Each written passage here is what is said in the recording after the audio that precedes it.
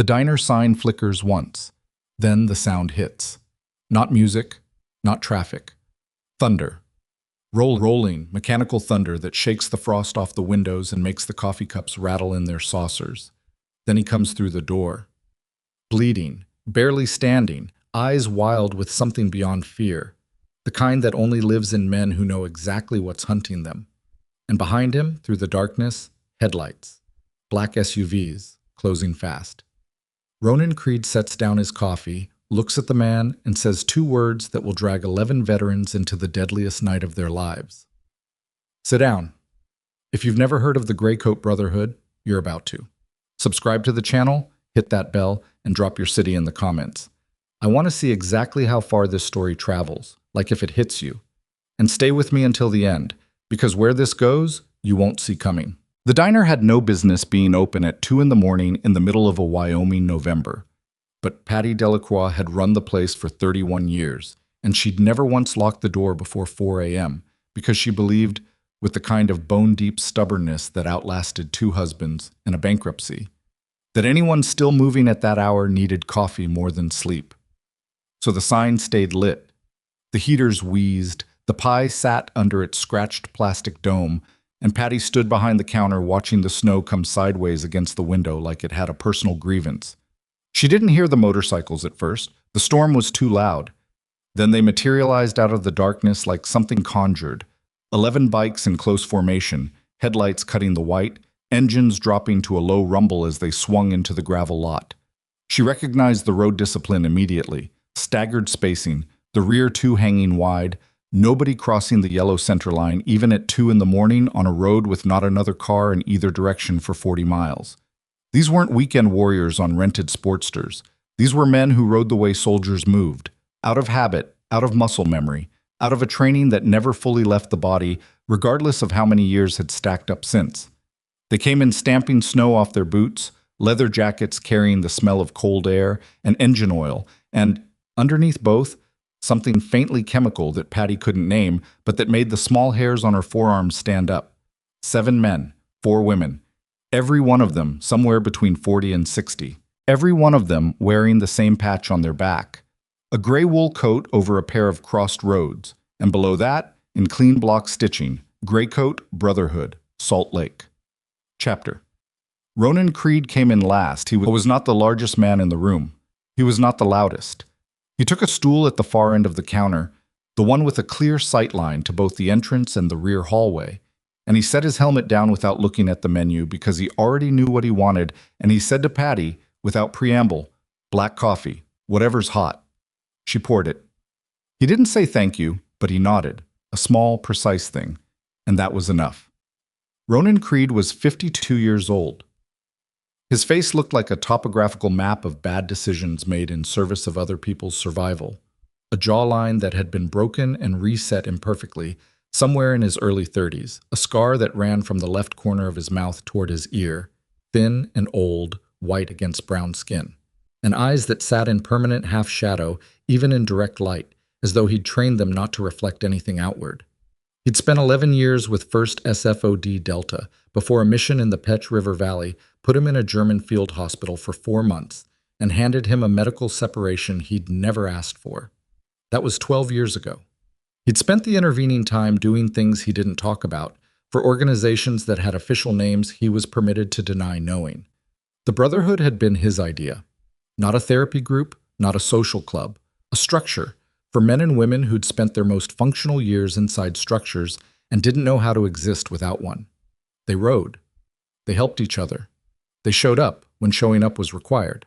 Tonight, they were riding back from a memorial service in Cheyenne for a former Marine named Deke Halverson, who'd eaten his service pistol in a Super 8 motel 2 weeks prior, and nobody at the table was saying much about anything because there wasn't much to say about that, only things to sit with. Patty refilled cups. The wind pushed against the windows. Mako, real name Carla Makovsky, former SEAL support specialist, currently the Brotherhood's logistics lead, and the most quietly terrifying person Ronan had ever met, was working on her 3rd slice of pie when she looked up and said, "Ronan." Not a question, a notification. He was already looking. The door had opened. The man who came through it was in his mid-30s, white, brown hair, plastered flat by the snow, wearing a dress shirt that had once been tucked in and was now torn at the shoulder and stained dark along the left side. Too dark, too wet, not the color of melted snow. He was moving wrong, that sideways leaning shuffle that happens when a person's body has decided that upright is aspirational rather than guaranteed. His right hand was pressed against his ribs. His eyes went around the room in a single fast arc. Not curious, cataloging. He was counting exits. He was checking faces. He found Ronan's last, held it for half a second, and something shifted in his expression.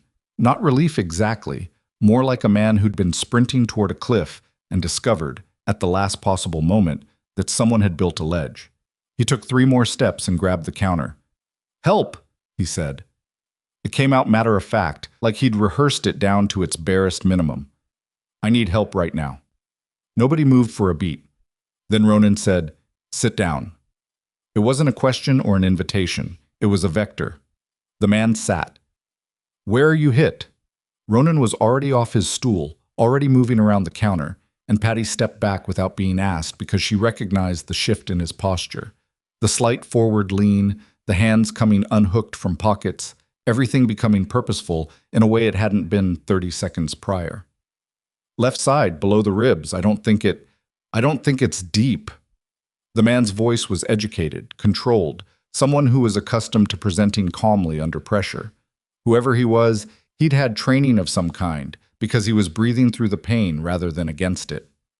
"I can still walk. You're also still bleeding, so let's not celebrate that." Ronan pulled the man's hand away from his ribs, looked at the wound. A neat entry, no corresponding exit visible, which was not a good sign, and then looked up at a broad-shouldered man named Tuck, who was already moving. Tuck Calloway had been a Special Forces medic for 14 years. He still carried a blowout kit in his saddlebag the way other people carried phone chargers, out of a conviction that emergencies didn't schedule themselves. "Through and through?" Tuck asked, crouching. "Can't tell from here. Might be lodged." "Lovely." Tuck pulled the kit open. To the injured man, "What's your name?" A pause. Deliberate. "Marcus," the man said. "Marcus Webb." "Okay, Marcus Webb. On a scale of 1 to 10, how honest were you just being with me?" Another pause, shorter. 8. "Good enough." Tuck pressed gauze against the wound. "Keep pressure here. Don't pass out." Ronan straightened and looked at Mako, who was already at the window, standing to the side of it. Not in front of it, beside it, back flat. A habit that didn't require instruction. She had her phone out. "3 vehicles," she said. "Black Suburban lead, 2 trail trucks. No plates visible from here. They're parked across the highway, not in the lot." "How long since you came off the highway?" Ronan asked Webb.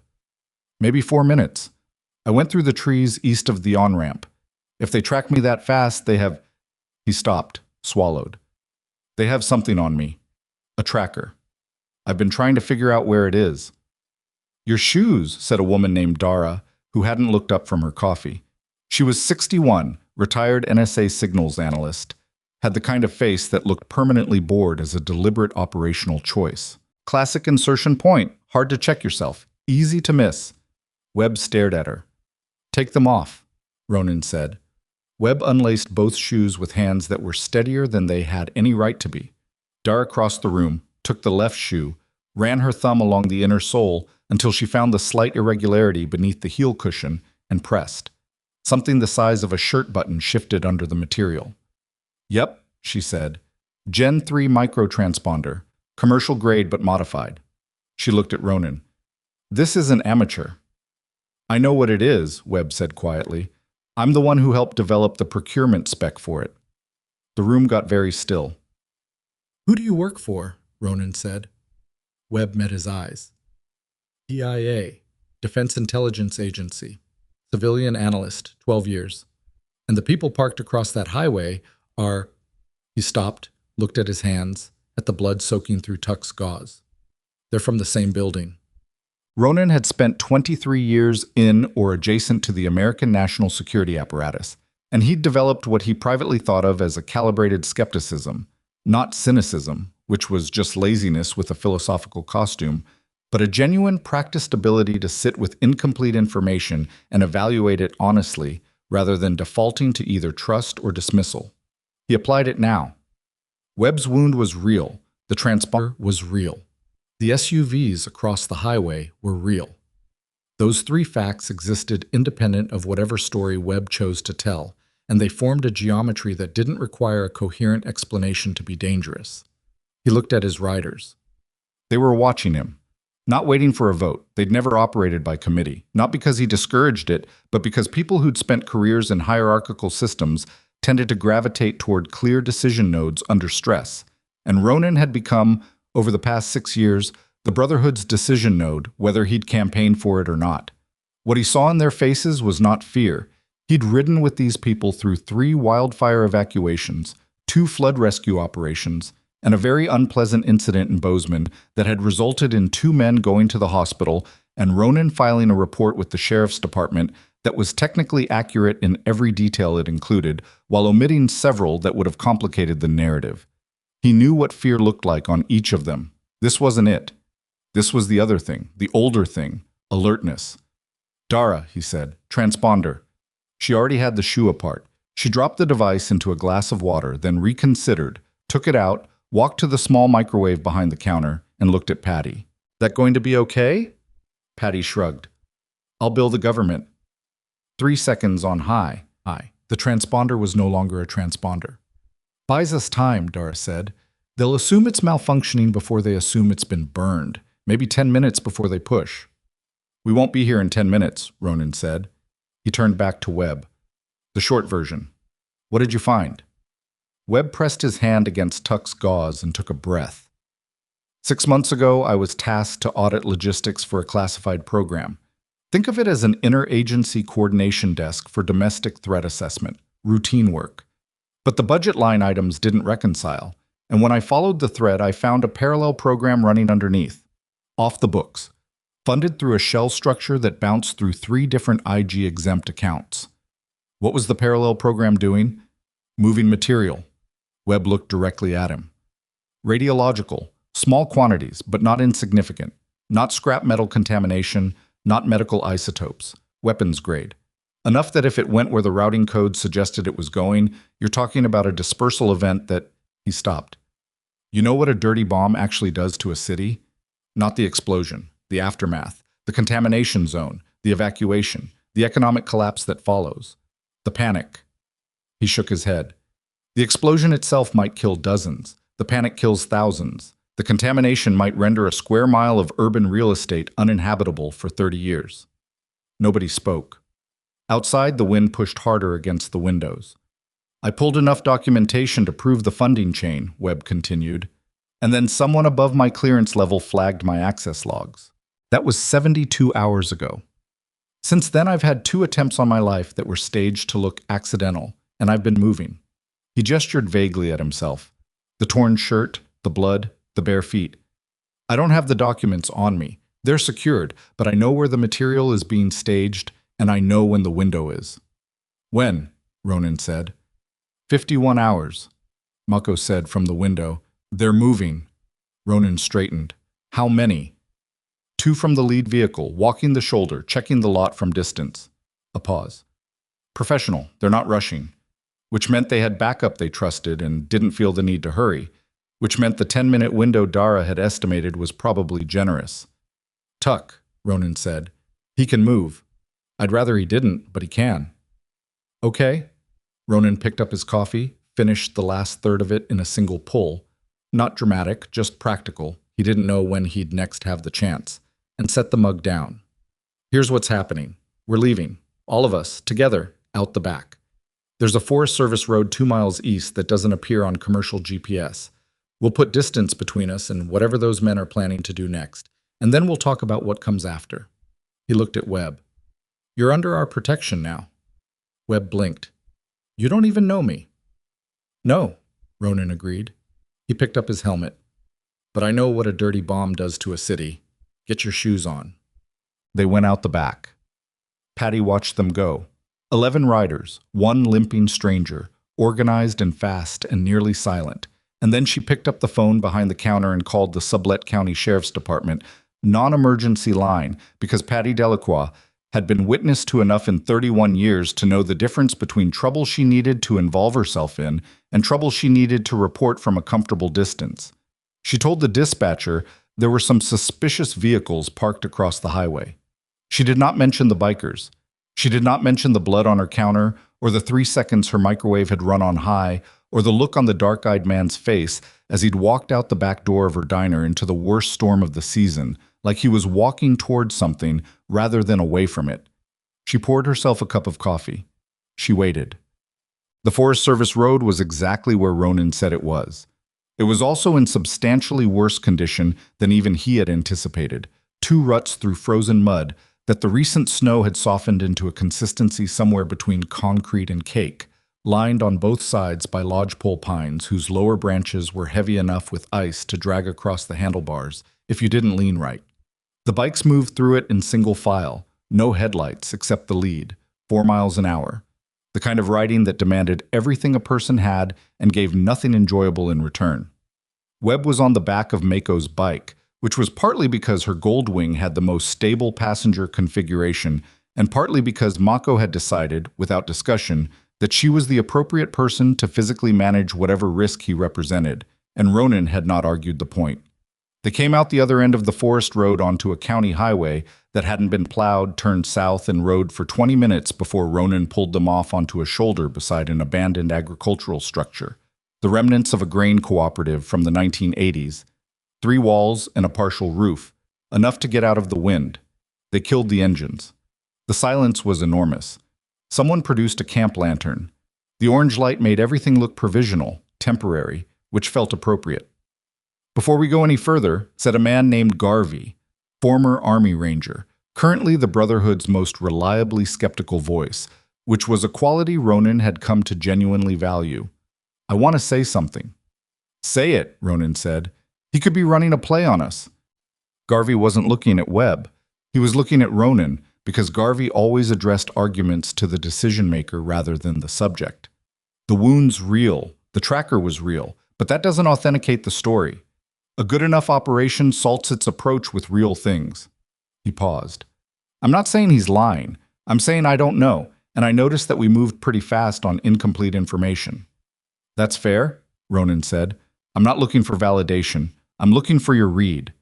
Ronan looked at Webb, who was sitting on an overturned feed crate with his shoes back on, and his expression composed with the kind of professional flatness that comes from learning to manage your own affect in front of people who are evaluating you. "My read," Ronan said, "is that the transponder was a Gen 3 modified unit of the kind that DIA has had in procurement for 18 months. Not on the commercial market. Not something a private crew uses. My read is that the men across that highway moved like trained surveillance operators, not like private security or organized crime. My read is that a man running a play has a cleaner story and fewer physical problems." He looked at Garvey. "And my read is that if 1 in 10 of what he said is true, and we drove away, we'd have no business wearing these patches." Garvey was quiet for a moment. "Okay," he said, which, from Garvey, was endorsement. Webb had been watching this exchange carefully. "You people always deliberate like this?" "No," Mako said. "Sometimes it takes longer." "I have documentation," Webb said. "Not here. It's uploaded to a secured server with a dead man's switch. If I don't authenticate every 24 hours, it releases to 6 journalists and 4 congressional offices simultaneously. But I also have a physical backup, hard copies, at the location where the material is being staged." "Where?" Ronan said. "Old refinery complex," Webb said. "Fremont County. Shut down in 2009. It was acquired by a holding company 18 months ago, a shell, 3 layers deep. And it's been quietly receiving shipments." He paused. "There are also people there." "The material's being guarded?"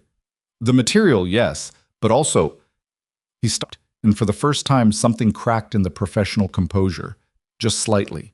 A tightening around the eyes that Ronan recognized because he'd felt it himself at moments when the situation crossed from tactical into personal. "There are 2 people I worked with, junior analysts. They started asking the same questions I did, and then they disappeared 2 weeks ago. I think they're being held there. I think—" He made himself stop, breathed. I think they're alive because whoever's running this needs to know how much exposure they have before they close it out. The camp lantern flickered. Wind pressed against the partial roof.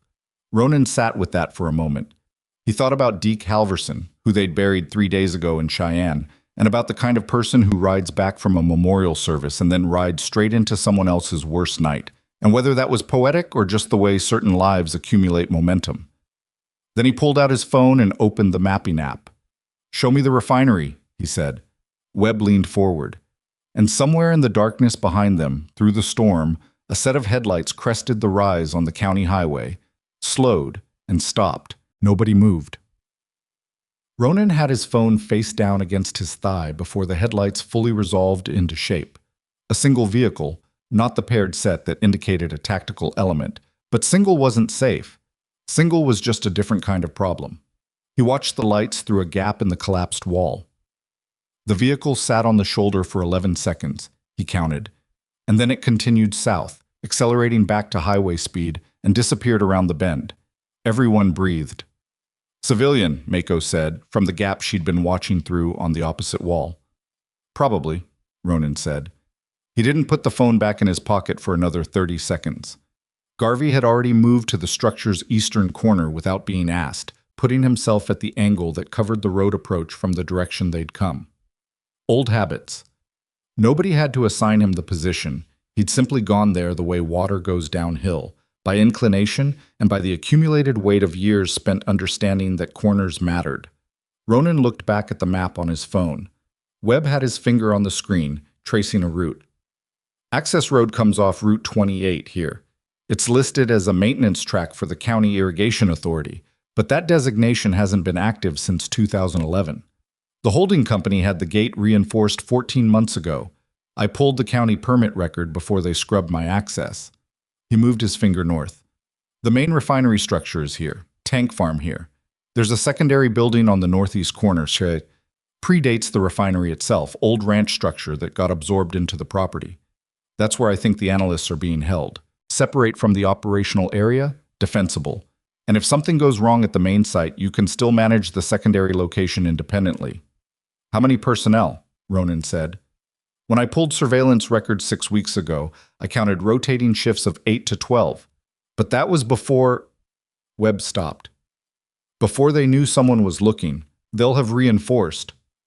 16 minimum, Tuck said. He had his blowout kit repacked and was eating a protein bar with the serene focus of a man who compartmentalized efficiently. "Maybe more." 11 of us, Mako said. 12, Webb said. Mako looked at him. At the fresh gauze wrapped around his midsection, visible where his shirt had been cut open and knotted back.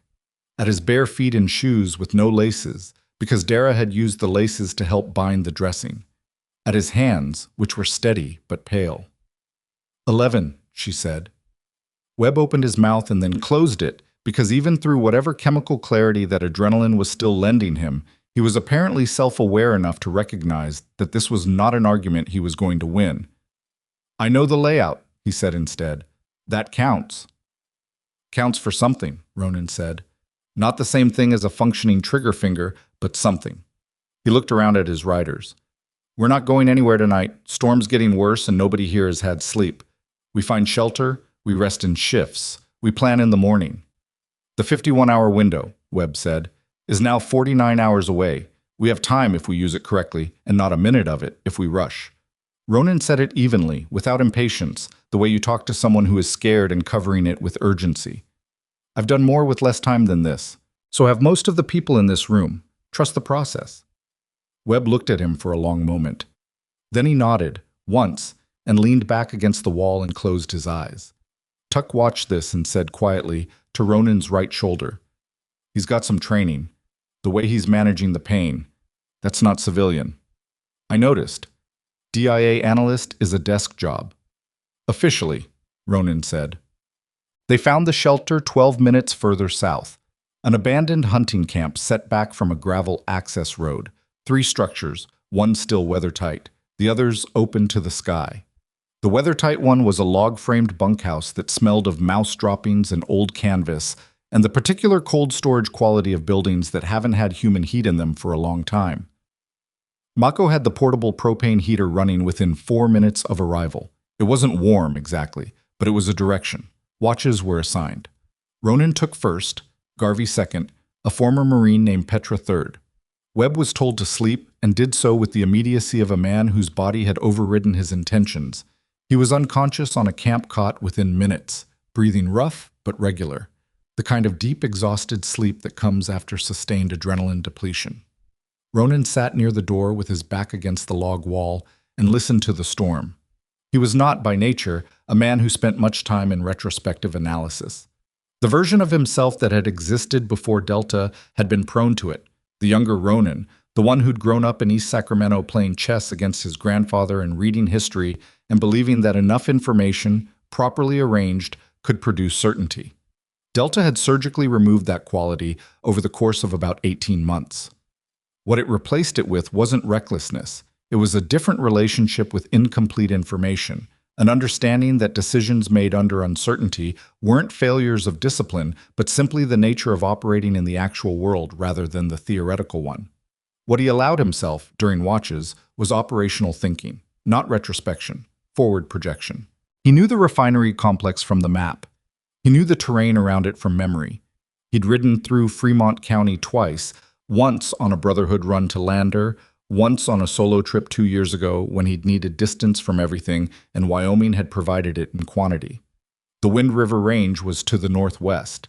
The landscape around the refinery would be flat, exposed, high desert scrub turning to frozen mud this time of year. No natural cover approaching from the south or west. Some from the north, if the topography matched what he remembered. 11 people against 16 minimum in a fortified industrial site with a 49-hour deadline and no formal backup. He'd done worse. The problem was the riders, not their competence. He trusted their competence the way he trusted the mechanical reliability of his own bike, which was to say completely and with the understanding that even reliable things failed under sufficient stress. The problem was that the Brotherhood operated under a specific code of voluntary engagement. Every person in this bunkhouse had come on this trip to attend a memorial service. None of them had signed up for a direct action operation against a fortified position. He would not order them. He would have to ask. He already knew what the answer would be, which didn't make the asking any less necessary. Mako appeared at his shoulder at 4 in the morning, carrying 2 cups of coffee she'd made on the camp stove. She handed him one and sat against the wall beside him. "You're doing the math," she said. "I'm always doing the math. Your math ever come out clean?" "Once," Ronan said. "Ambush in Kunar Province. 11-man element against a 14-man ambush position. Everything worked. Everyone came home. I've been trying to figure out what we did differently that day for 12 years. And? I think we just got lucky." Mako drank her coffee. "Webb's documentation. If it releases to journalists and congressional offices simultaneously, why do we need to go to the refinery at all? Why not just—" "Because the material is still there," Ronan said. "Documentation exposes the people. It doesn't neutralize the capability. If they're alerted that the dead man's switch has tripped and exposure is coming, the response isn't surrender. It's acceleration. They move the window up, they push whatever they're planning forward before the political fallout lands." "How sure are you of that?" "It's what I'd do." Mako was quiet for a moment. "And the analysts he says are being held there." "Yeah." "You believe him about that part?" "I believe he believes it." Ronan looked at the ceiling. "Whether they're actually alive is a different question. But we'd go either way." It wasn't a question, but he answered it. We'd go either way. By 7 in the morning, the storm had dropped from vicious to merely unpleasant. The wind down by half, the snowfall thinning to intermittent flurries, the temperature sitting at 11 degrees Fahrenheit with the kind of crisp clarity that follows a hard night of weather. Ronan had everyone up at 6:30, which generated approximately the level of enthusiasm you'd expect from people who'd spent the night in a log bunkhouse with a propane heater as their only concession to the 21st century. Webb woke looking worse than he had the night before. That was expected, the body's delayed accounting for trauma. But he was coherent, and he ate the protein bar Tuck put in front of him, and he didn't complain about the pain, which Ronan noted. After breakfast, such as it was, protein bars, camp coffee, and a bag of trail mix that Dara had in her saddlebag, Ronan addressed the group. He kept it short. He laid out what he knew, what Webb had told them. The material, the timeline, the analysts, the refinery. He didn't editorialize. He didn't appeal to emotion or duty or the memory of anyone. He presented the operational picture and then he said, "This is not what you signed up for when you got on your bikes in Salt Lake. I'm not ordering anyone. If you want to ride south right now, I'll give you a route that avoids the main highway, and there are no hard feelings, and that's the truth." Nobody moved.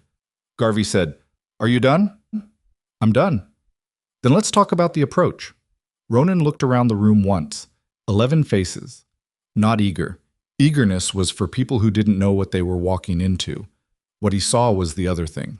The older thing. The thing that didn't have a clean name, but that showed up, reliably, in people who had spent years in service of something larger than themselves, and who, when stripped of the institutional structure that had organized that service, still carried the orientation underneath, like a compass that worked even after you'd thrown out the map. "Okay," he said. "Here's the problem." The problem, laid out, was this. They had 11 people, which was not enough for a conventional assault, and they had no heavy weapons, no radio coordination with any external support structure, and no legal authority to do anything they were considering.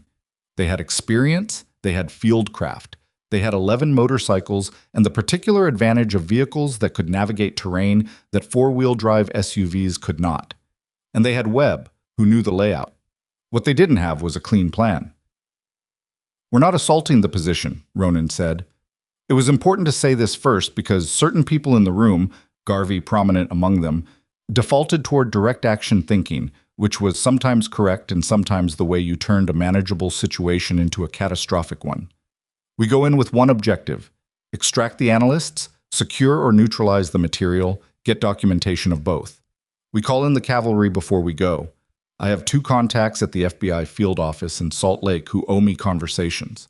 We give them enough to move on, and we give them the timeline. But we go in ourselves because by the time their wheels are turning, we may not have the window anymore." "Your FBI contacts," Dara said. "How current?" "One is current. One is a year old." "Names?"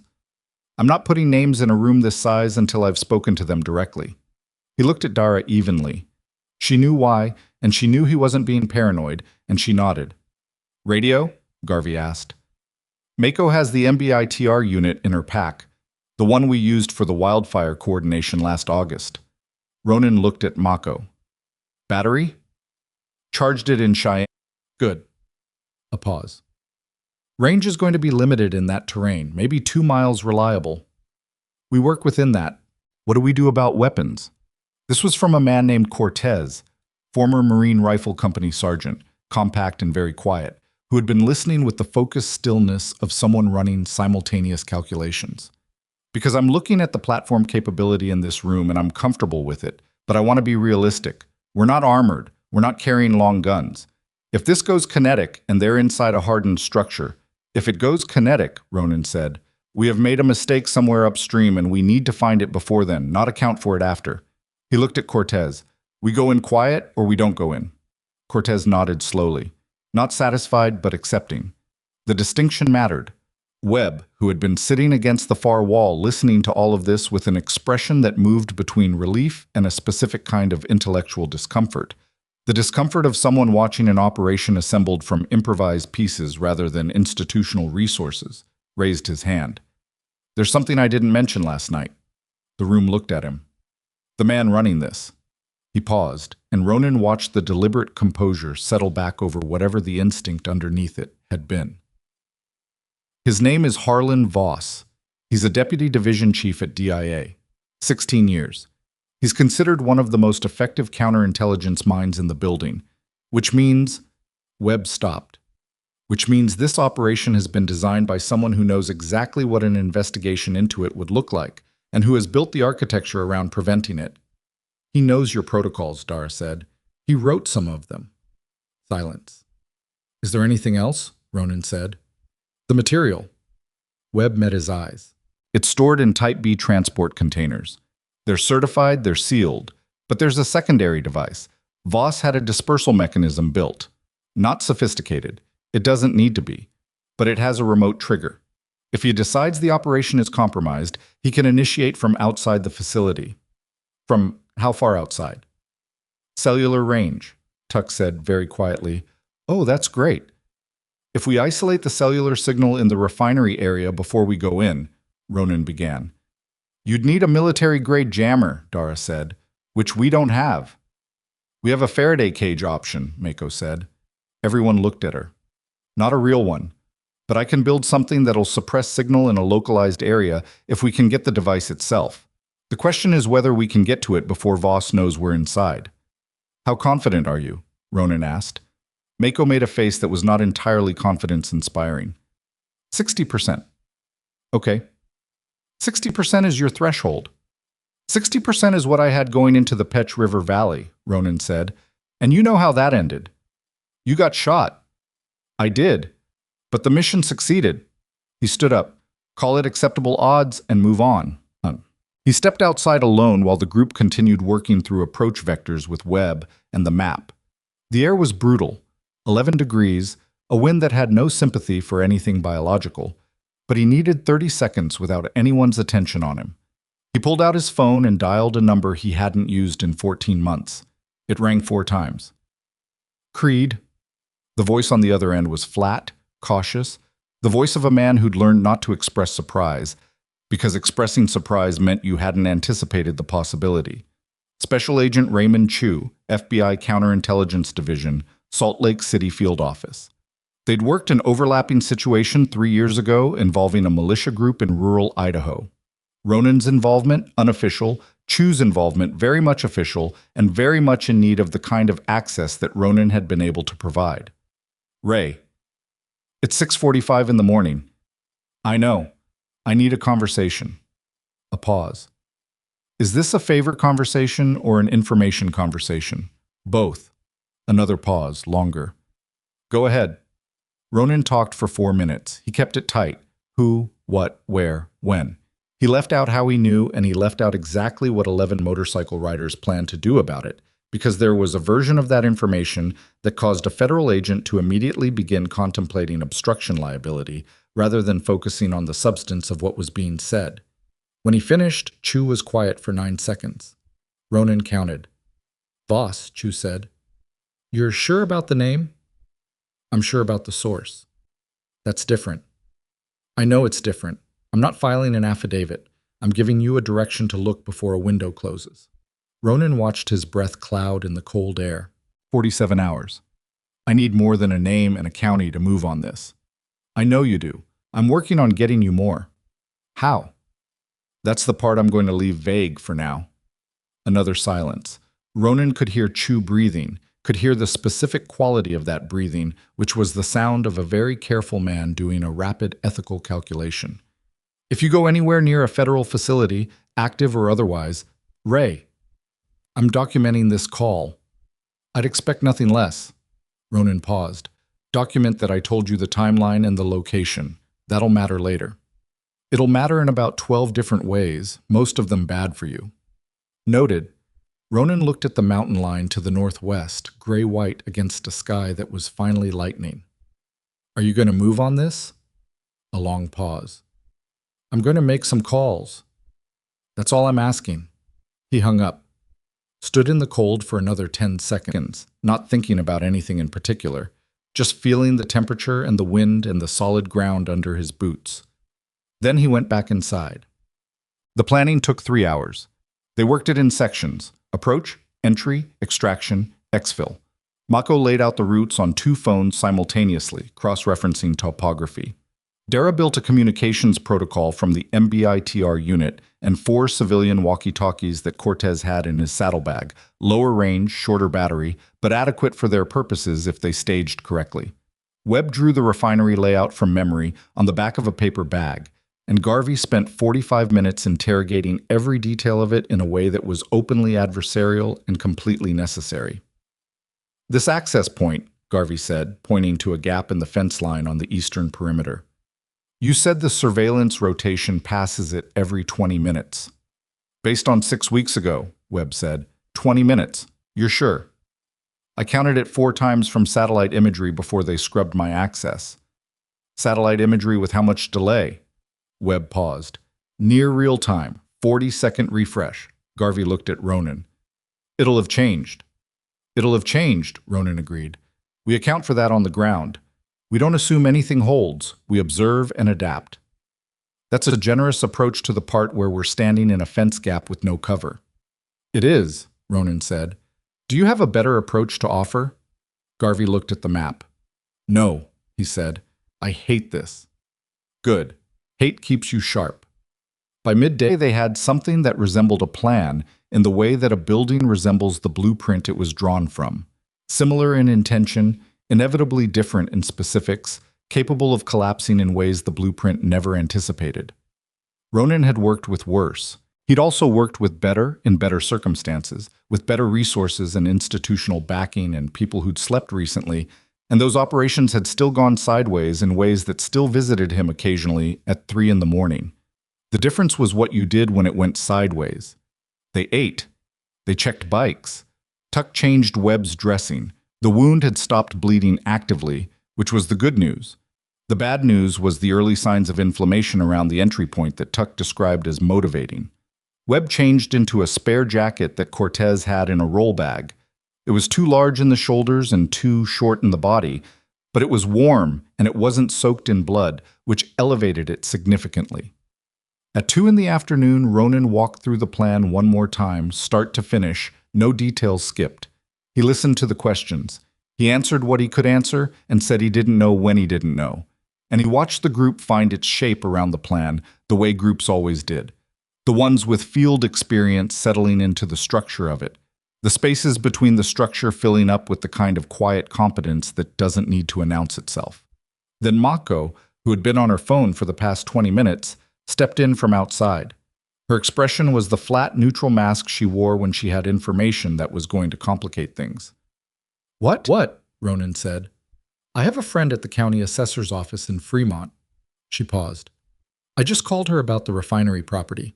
Asked about recent activity, utility permits, county inspection requests, that kind of thing. And? The holding company filed a variance 3 days ago. She looked at him. For expanded waste management infrastructure. It's a routine-sounding filing, but the capacity specs don't match any legitimate waste management operation. The volumes are too large and the containment ratings are wrong for commercial material. She paused again. But the filing date matches up with something else she mentioned. There was a county road closure request submitted simultaneously. A maintenance closure, one road only, running east from the refinery access track. The exfil route, Garvey said before Ronan could. Our primary exfil route, Mako confirmed. The room was quiet.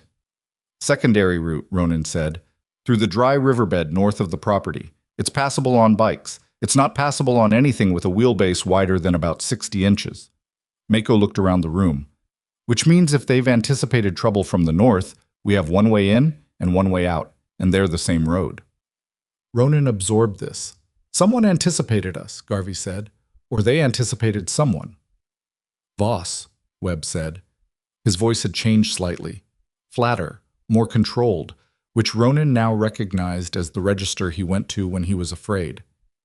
He designs for contingencies. He'd have anticipated an approach from someone who knew the layout. Does he know you survived? Ronan asked. He knows the transponder burned. Webb looked at his hands. He'll have assumed I found help. He doesn't know the shape of it, but he knows I found something. So he's tightening the perimeter. He's sealing it. Webb looked up. Ronan, if he seals it before we get in, then we adapt, Ronan said. He said it the same way he'd said everything else. Even unhurried, the tone of a man who was not comfortable exactly, but who had made a long and functional peace with discomfort. We've been at this for 14 hours. Let's not start catastrophizing now. Webb stared at him. You're either incredibly calm, Webb said slowly, or you're running on something I don't have access to. Probably both, Tuck said from the corner, not looking up. Ronan picked up the paper bag layout of the refinery and looked at it for a long moment. The secondary route through the dry riverbed changed the approach geometry significantly. It also potentially changed the entry point. If they came in from the north rather than the east, the surveillance blind spots Webb had identified from the satellite imagery were in different positions, which was either an advantage or a new problem, depending on what the rotation had become. He turned to Webb. The northeast building, the one you think the analysts are in. From the northern approach, Is there a direct line to it before you hit the main structure's sightlines? Webb frowned, closed his eyes, working the layout from memory. There's a pump station between the fence line and the building, pre-existing infrastructure. It's not part of the refinery proper. If the surveillance rotation hasn't changed significantly, assume it has. Then I don't know. He opened his eyes. I genuinely don't know. Okay, Ronan said. Then we observe before we commit. He set the bag down. We ride to the staging point tonight. We're in position by AO 300. We observe the rotation for 2 full cycles minimum before anyone gets off a bike. Then we decide. And if the rotation is too tight for the northern approach, Garvey said, then we find the eastern approach regardless of the road closure and we adjust the exfil. Or we call your FBI contact and wait. Ronan looked at him. If we call and wait and Voss triggers the device before Chu's people are inside the facility, what does the eastern approach matter? Garvey held his gaze for a moment, then looked away. Not conceding, exactly. Just choosing not to push the point further, which from Garvey was a form of agreement. 0300, Mako confirmed, already pulling up the route. Outside, the wind had dropped further. The sky to the west had turned that particular shade of dark blue that came just before it went fully dark, the mountains becoming a black silhouette against it, enormous and indifferent. Webb sat on his cot and watched Ronan move through the room, checking gear, speaking quietly to each rider in turn, doing the rounds that a leader does not because they need to, but because the people being led need to feel the presence of the person they're trusting with their lives. Ronan stopped at Webb's cot last. You should sleep another few hours, he said. I'm not going to. No, Ronan agreed, but you should. He studied the man for a moment. The training you have, the way you're managing the pain, that's not analyst training. Webb didn't answer immediately. I spent 2 years in the field before they moved me to analysis. Iraq, then Yemen, as a case officer. CIA? A pause. Adjacent. Ronan nodded, said nothing. Does it change anything? Webb asked. Changes my assessment of your trigger finger, Ronan said. Puts it back in play. Something shifted in Webb's face. Relief, maybe? Or something older than relief. The particular expression of a person who has been defined for too long by a single version of themselves and has just been seen briefly as something closer to the whole of what they actually are. Get some rest, Ronan said. We move in 4 hours. He walked to the door, pulled it open, and stood for a moment looking out at the darkening sky and the white ground and the 11 motorcycles sitting in the cold, patient, and mechanical, waiting for whatever came next. His phone buzzed. A text from Raymond Chu. Pulled Voss's file. We need to talk. Call me. Ronan read it twice. Then he put the phone in his pocket and went back inside to finish preparing for a night that none of them were fully ready for, moving toward a facility that was more fortified than it had been this morning, operated by a man who had spent 16 years learning to anticipate exactly what they were about to attempt. He didn't tell anyone about the text. Not yet. There was nothing to tell yet, only the shape of something, unresolved, waiting to become clear. And right now, clarity was a luxury, and they couldn't afford to be distracted by the possibility of it. They had 4 hours. He intended to use every one. He called Chu back at 2200. Everyone else was either sleeping or running final gear checks in the cold outside, and Ronan sat in the corner of the bunkhouse with the propane heater ticking beside him, and his voice low enough that Webb, who was awake on his cot pretending not to be, would only catch fragments. Chu answered on the first ring, which meant he'd been waiting, which meant the file pull had produced something significant. Talk to me, Ronan said. Voss? Chu's voice had a quality to it that Ronan hadn't heard in their previous interactions. A careful, deliberate flatness, the sound of a man choosing each word with the awareness that the conversation was being documented. Harlan Voss, 16 years DIA, as your source said, but the file has something else. He was the subject of an IG referral 4 years ago. Allegations of unauthorized asset handling and improper use of a classified account structure. The referral was closed without action after 6 weeks. Closed by whom? That's where it gets interesting. A pause. The closing authority was a deputy director level sign-off. The deputy director in question retired 8 months later with a full pension and a consulting contract with a defense firm I'm not going to name on this line. Ronan was quiet. There's more, Chu said. The firm your source identified, the holding company on the refinery property. I ran it through our financial intelligence unit. It's 3 shells deep, as your source said. But the fourth layer, which took my analyst about 2 hours to find, connects to a logistics contractor that has active contracts with 3 federal agencies, one of which is DIA. He's been laundering the operation through his own institutional infrastructure. That's one interpretation. Chuston was precise.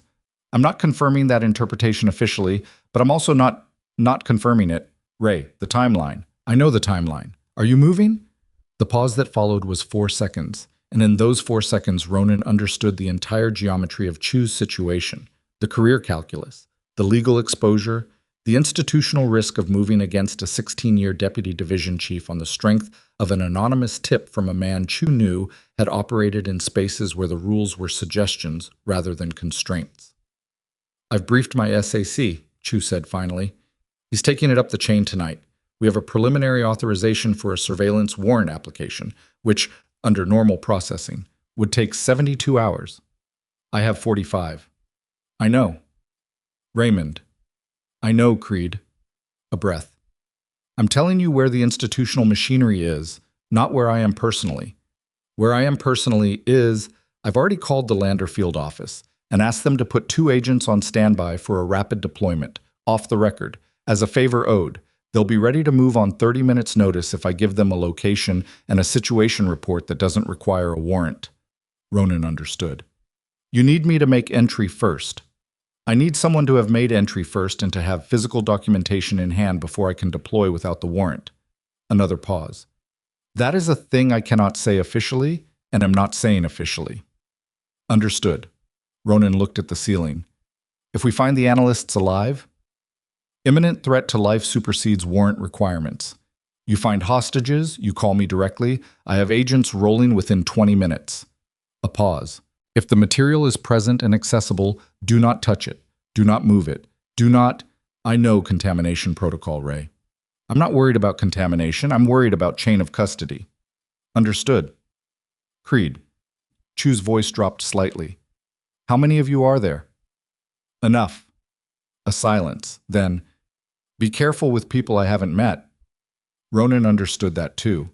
He ended the call and sat for a moment in the propane-heated dark. And then he said, without looking at the cot across the room, "You can stop pretending." Webb opened his eyes. "How much did you tell him?" "Enough to get the cavalry moving, not enough to get us arrested before we get there." Ronan looked at him directly. "Is there anything else you haven't told me? Anything at all that changes the picture of what we're walking into?" Webb sat up slowly. The movement cost him something, a tightening around the eyes, a breath held and released. Voss will have a command element with him. He doesn't run field operations through subordinates. It's a control issue. It's documented in his IG file if Chu pulled the full version. He'll be on site. At the refinery? Yes. Webb met his eyes, which means the detonator is on site too. That's better, Ronan said. Webb stared at him. How is that better? Because if he's there, he's containable. Ronan stood up. Get your boots on. We move in an hour. They rode without headlights for the last 6 miles. The cloud cover had returned after midnight, which eliminated the moon and turned the landscape into a study in gray on gray, frozen scrubland, rock outcroppings, the distant dark mass of the winds against a slightly less dark sky. Ronan led on memory, and on the topographic lines he'd spent 2 hours memorizing before they left the bunkhouse, calling the turns through the MBITR to Mako, at trail position, the channel discipline tight, transmissions under 2 seconds, nothing unnecessary. They found the staging point at 0240, a shallow draw 2 miles north of the refinery, invisible from the access road, deep enough to conceal 11 motorcycles and 12 people from casual observation. They killed the engines in sequence from rear to front, Cortez last, and then there was only the wind and the cold and the sound of 12 people breathing and adjusting their positions in the dark. Ronan signaled Garvey and Dara forward. The 3 of them bellied up to the lip of the draw with binoculars and spent 22 minutes observing the refinery. What they saw was not the picture Webb's satellite imagery had described. The fence line was the same. The main structure, the tank farm, the northeast building, the physical geography matched. But the lighting was wrong. There were generator-powered floods on all four corners of the main structure, recently installed by the look of the cabling, temporary units, the kind you rented for construction sites, throwing hard white light across the approaches in overlapping arcs that eliminated most of the shadow cover Webb had identified. And the patrol rotation was not 20 minutes. 8, Garvey said very quietly. Ronan's two-man element, moving in practiced intervals along the eastern fence line. He counted their pace, estimated the perimeter, did the arithmetic. 8 minutes, maybe 8:30. Half the window Webb gave us. Which means either the rotation doubled since his imagery or he was wrong. Or both. Ronan watched 2 more minutes. There was a second element visible at the northwest corner. Different pace, slightly less regular. One man where the eastern team was 2. The asymmetry was interesting. It suggested the northern approach was considered less threatening, which might mean less coverage or might mean a different kind of coverage, something technological rather than human, sensors or cameras rather than foot patrols. He signaled them back. In the draw, 11 faces turned to him in the near dark. Webb among them, standing slightly apart, his jacket too large, his bearing straight despite the wound. The approach has changed significantly, Ronan said. He kept his voice at the register that carried 2 feet and no further. Flood lighting on the main structure, patrol rotation at 8 minutes instead of 20. We cannot use the eastern fence gap. He paused. The northern approach is still viable, but I need to know about sensor coverage. Dara. She was already pulling a small device from her jacket, a spectrum analyzer, civilian grade, the kind that security consultants used for debugging wireless environments. She'd had it in her saddlebag because Dara carried things she might someday need the way other people carried aspirin. "Give me 4 minutes," she said, and moved to the edge of the draw. While she worked, Ronan crouched with Webb. The northeast building. If you were holding 2 people in that structure and you had reduced staffing because your main concern is the material, how many guards on the building itself? Webb thought. 1, maybe 2. It's not the priority asset. If Voss thinks his perimeter is secure, he keeps his heaviest coverage on the tank farm and the transport containers. The containers? Are they in the tank farm area? The eastern tank, yes, the second largest one. There's a staging floor inside the berm. Ronan looked at the refinery outline, visible, even in the dark, as a mass of angular shadows against the sky. He mapped what he'd observed against what Webb was describing and felt the plan's original geometry, shifting, accommodating, finding new lines. Dara came back. Northern perimeter has a camera array, she said. 3 units, overlapping coverage. They're networked, probably recording to a local server, maybe live monitored, I can't tell from here. But, she paused. They're running on the same generator circuit as the floodlights. Single power source. If the generator goes down, lights and cameras go down together. You've got whatever the battery backup provides, which on temporary units like those is usually about 40 seconds before the backup kicks in. She looked at him. 40 seconds is not a lot of time. It's enough for 2 elements to be through the fence and behind hard cover, Ronan said, if they're already at the fence. Yes, Mako said. Generator is where? South side of the main structure, from the sound and the power cable routing. Garvey had been watching. Outside the building, accessible, but it's inside the main flood coverage. Ronan sat with this for a moment. The plan that had existed 4 hours ago was no longer the plan. What he had instead was a set of constraints and a set of capabilities, and the requirement to build a new geometry between them in the next 15 minutes in the dark in 11-degree weather. He'd done this before. The doing of it didn't get easier, but the understanding that it was doable, that became reliable, and reliability was its own kind of comfort. 2 elements, he said. Element 1, Garvey, Cortez, Petra, Webb. He looked at Webb. You're with them because you know the northeast building. You're not a trigger, you're a navigator. Understood? Webb nodded.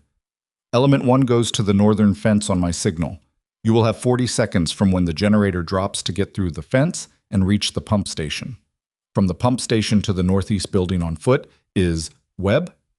90 feet, 100 at most. 90 feet in the dark with a downed patrol and no lighting. Doable.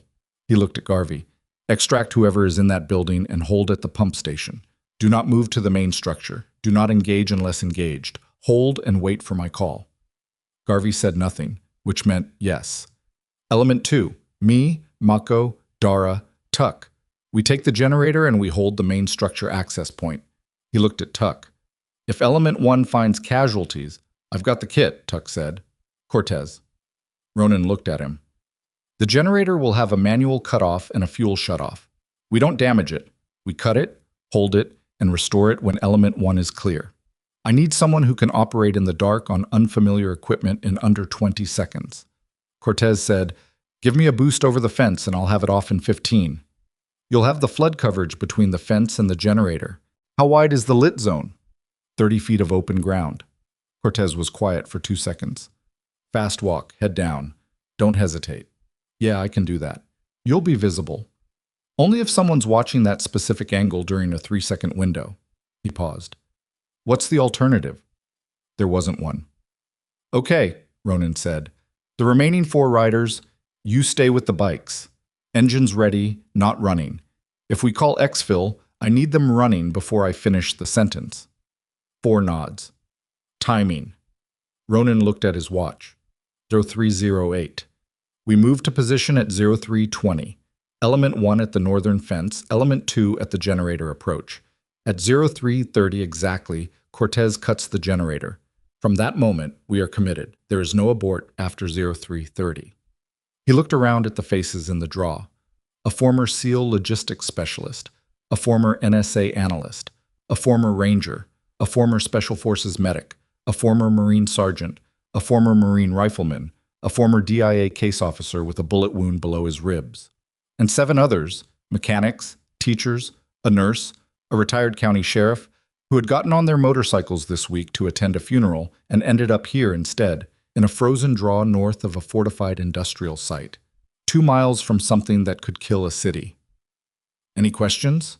Ronan said. Nobody spoke. "Move at 0320, Itcha." The 9 minutes between 0311 and 0320 were the specific kind of quiet that Ronan had learned, over years, to neither fight nor welcome. Your body knew what was coming, and it prepared in the ways bodies prepare. Heart rate up, peripheral vision sharpened, the particular cold clarity that wasn't calm, but functioned like calm if you'd trained long enough to trust it.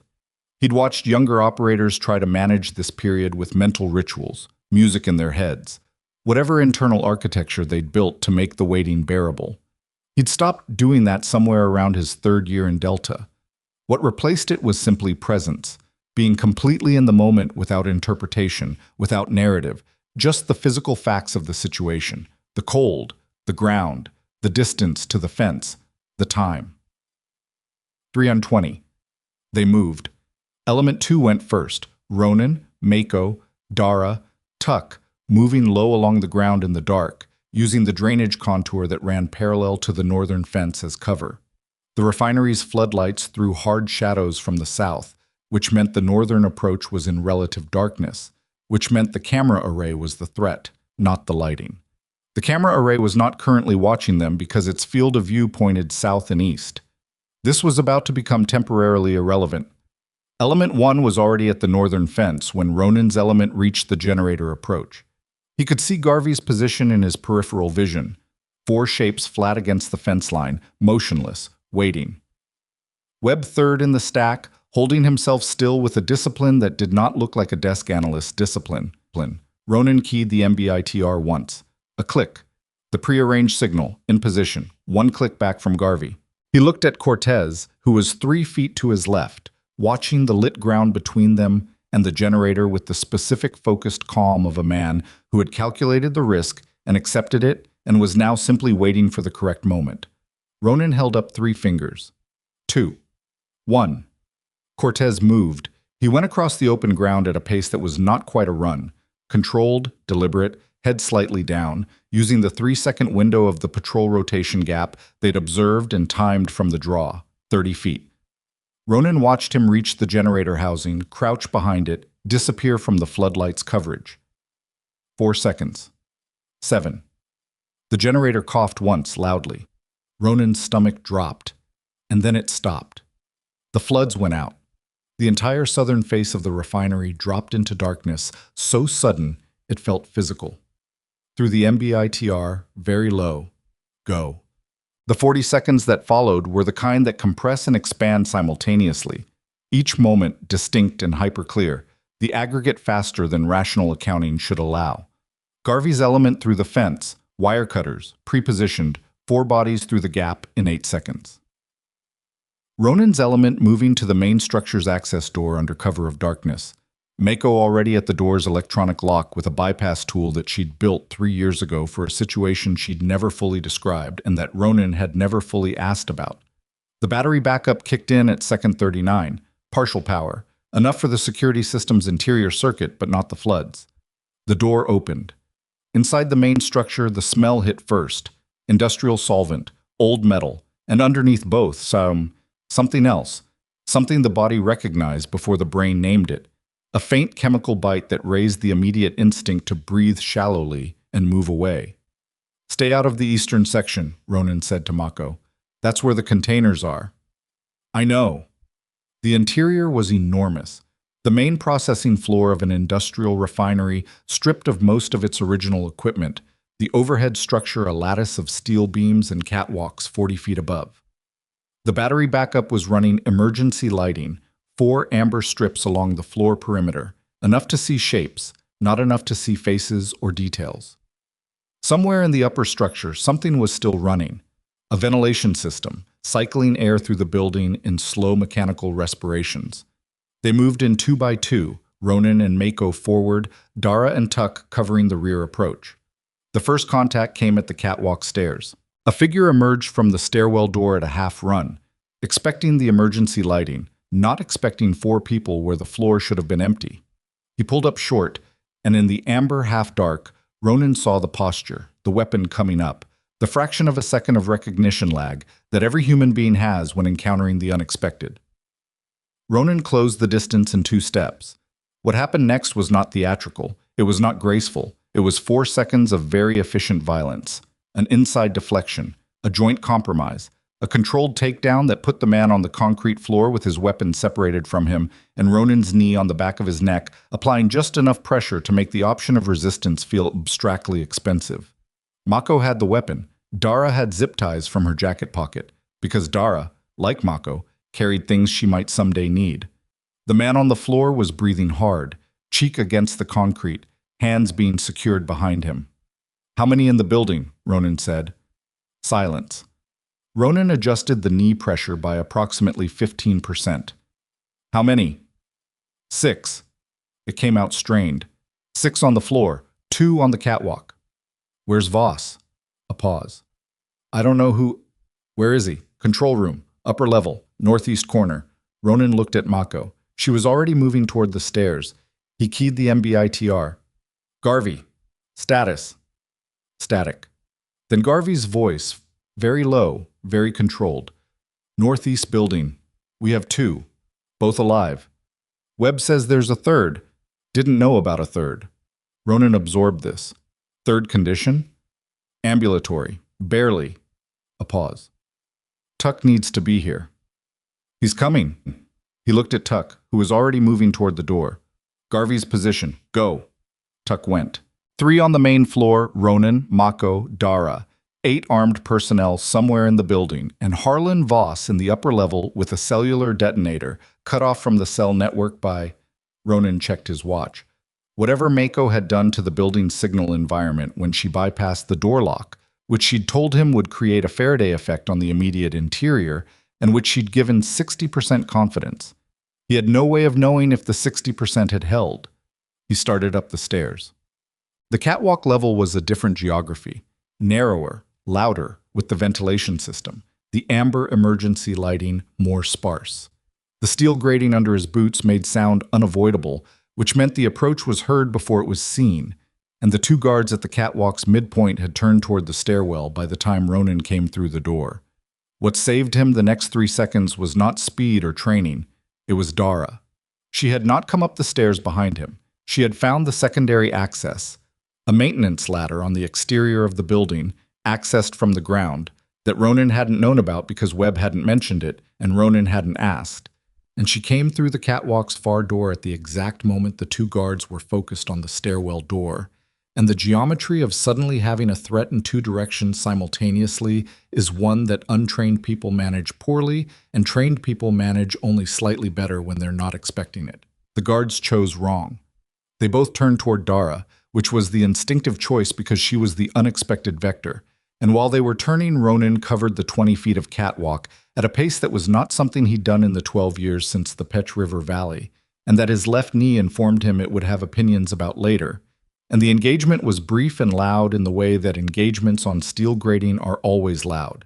And when it was over, both guards were on the grating, and Mako had come up the stairwell behind Ronan and was looking at Dara with an expression that was approximately 30% impressed and 70% irritated at not having been told about the ladder.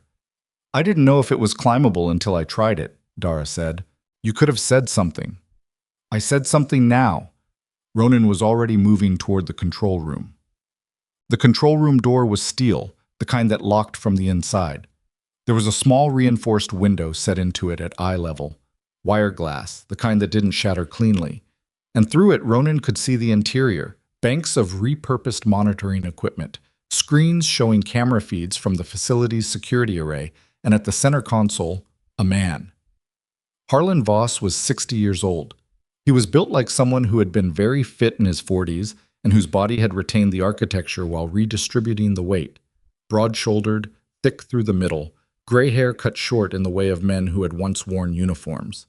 He was looking at the screens, and from the angle of his posture and the tension in his neck and shoulders, he had been watching the camera feeds go to static when the generator cut, and he had been watching the partial recovery, and he knew, with the certainty of a man who had spent 16 years thinking about exactly this kind of contingency, that whatever was happening in his facility was not a malfunction.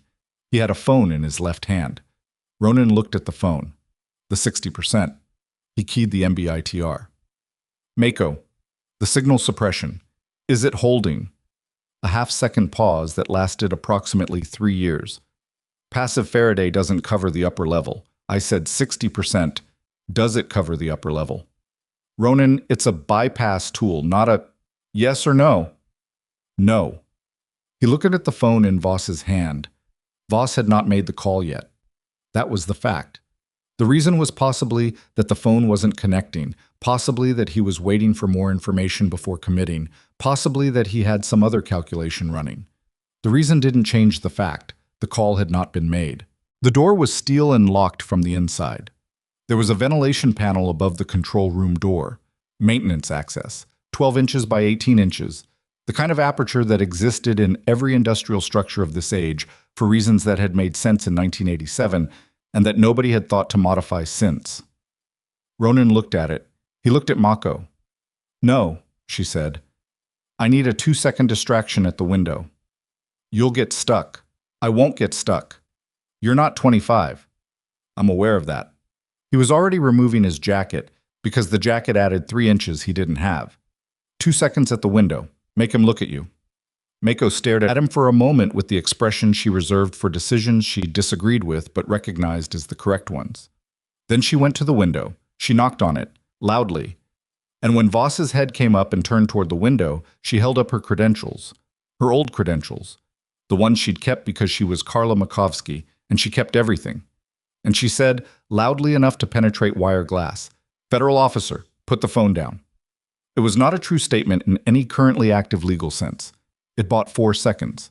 Ronan went through the ventilation panel head first, found the far side with his hands, and came down into the control room in a controlled collapse that put him on the floor behind the console.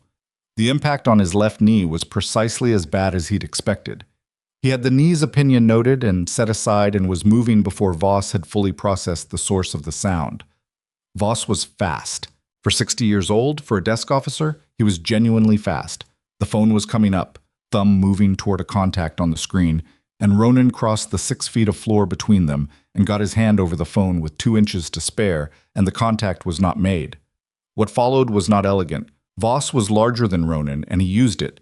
Drove backward into the console, trying to use the fixed structure to compromise Ronan's grip. One elbow finding Ronan's ribs with a force that was specific and effective, and that Ronan's body cataloged with the same flat acknowledgement it gave to all pain in operational contexts. Noted, not addressed, continuing. He kept the hand over the phone. He kept it through the second impact against the console edge, and through the moment when Voss got one hand free and swung it at the side of his head. A glancing contact, not enough, not nearly enough. And then Mako was through the door that had been unlocked from the inside when Ronan had put his weight on the interior mechanism during the takedown, and the situation changed. Voss looked at the two of them. He looked at the phone in Ronan's hand. "You have no idea," Voss said, "what you've just done." His voice was level. Not frightened, genuinely level, the voice of a man who had already moved past the current moment to the next calculation. It was the most unsettling voice Ronan had heard in a long time. "I have a reasonable idea," Ronan said. He was breathing harder than he'd have liked. "You've compromised a national security operation that has been running for 2 years. Whatever you think you found—" "We found the containers," Mako said. "We found the dispersal device. We found 2 federal employees being held without legal authority in your secondary building." She paused. "That's what we found." Voss looked at her, then back at Ronan. "You're bikers," he said. It came out with a specific contempt. Not loud, not theatrical. Something quieter and more precise. The contempt of a man who has spent his career among institutions and cannot process the concept of effective action from people who exist outside them. "You're retired military on motorcycles. You have no jurisdiction, no authority, no—" "We have the phone," Ronan said. Voss stopped. "And we have the documentation web secured," Ronan continued. "And we have 2 witnesses you intended to silence. And in about—" he checked his watch, 19 hours, "we're going to have a federal response that makes whatever you thought you were building irrelevant." He looked at Voss steadily. "You built this on the assumption that the only people who'd ever look at it were the ones you controlled. You forgot about the ones who have nothing to lose." Voss said nothing. The ventilation system cycled. The amber emergency lighting threw everything in the control room into a flat, institutional glow. Then the MBITR crackled. Garvey's voice, stripped of everything except the information. "Ronan, we have a problem. There's a 4th guard at the northeast building. He wasn't inside. He was on the exterior, and he's made us. He's moving toward the main structure, and he's on a radio." Ronan keyed back. "How long until he reaches the main building?" 2 minutes, maybe less." "How many can you confirm are still mobile inside?" A pause. "Unknown. We've been focused on the hostages." Ronan looked at Mako. Mako was already moving toward the control room's monitoring screens, pulling up the camera feeds that were running on battery backup. Grainy, partial, but present. She counted. Her expression did not change, but her jaw tightened in the specific way it did when the arithmetic came out wrong. 4 mobile, she said, inside the main floor, plus the 1 incoming. 5. Against Ronan, Mako, and Dara, with Tuck at the northeast building and Garvey holding the hostages and Webb in no condition to be counted. Ronan looked at Voss. Voss looked back at him with the expression of a man who had just watched the calculation shift back in his direction and who was choosing, very carefully, not to let that show on his face, but whose eyes were doing it anyway. "Mako," Ronan said. "Yeah." "Get on the MBITR and tell the 4 riders in the draw to bring the bikes to the northern fence. All 4. Now." She looked at him. Understanding the logic, not fully liking it. 11 motorcycles arriving at a perimeter was not subtle. It was noise. It was presence. It was the appearance of a force much larger than the one they actually had, and appearances, in the next 3 minutes, might be the only resource they had left. She keyed the radio, and Ronan turned back to face Harlan Voss, and the 2 men stood in the amber light of the failing control room, one of them holding a phone, one of them recalculating. While outside in the frozen dark, the sound of engines began to build from a distance, rolling across the high desert floor like something geological, like something that had always been coming and had simply taken until now to arrive. The engines arrived before the guards did.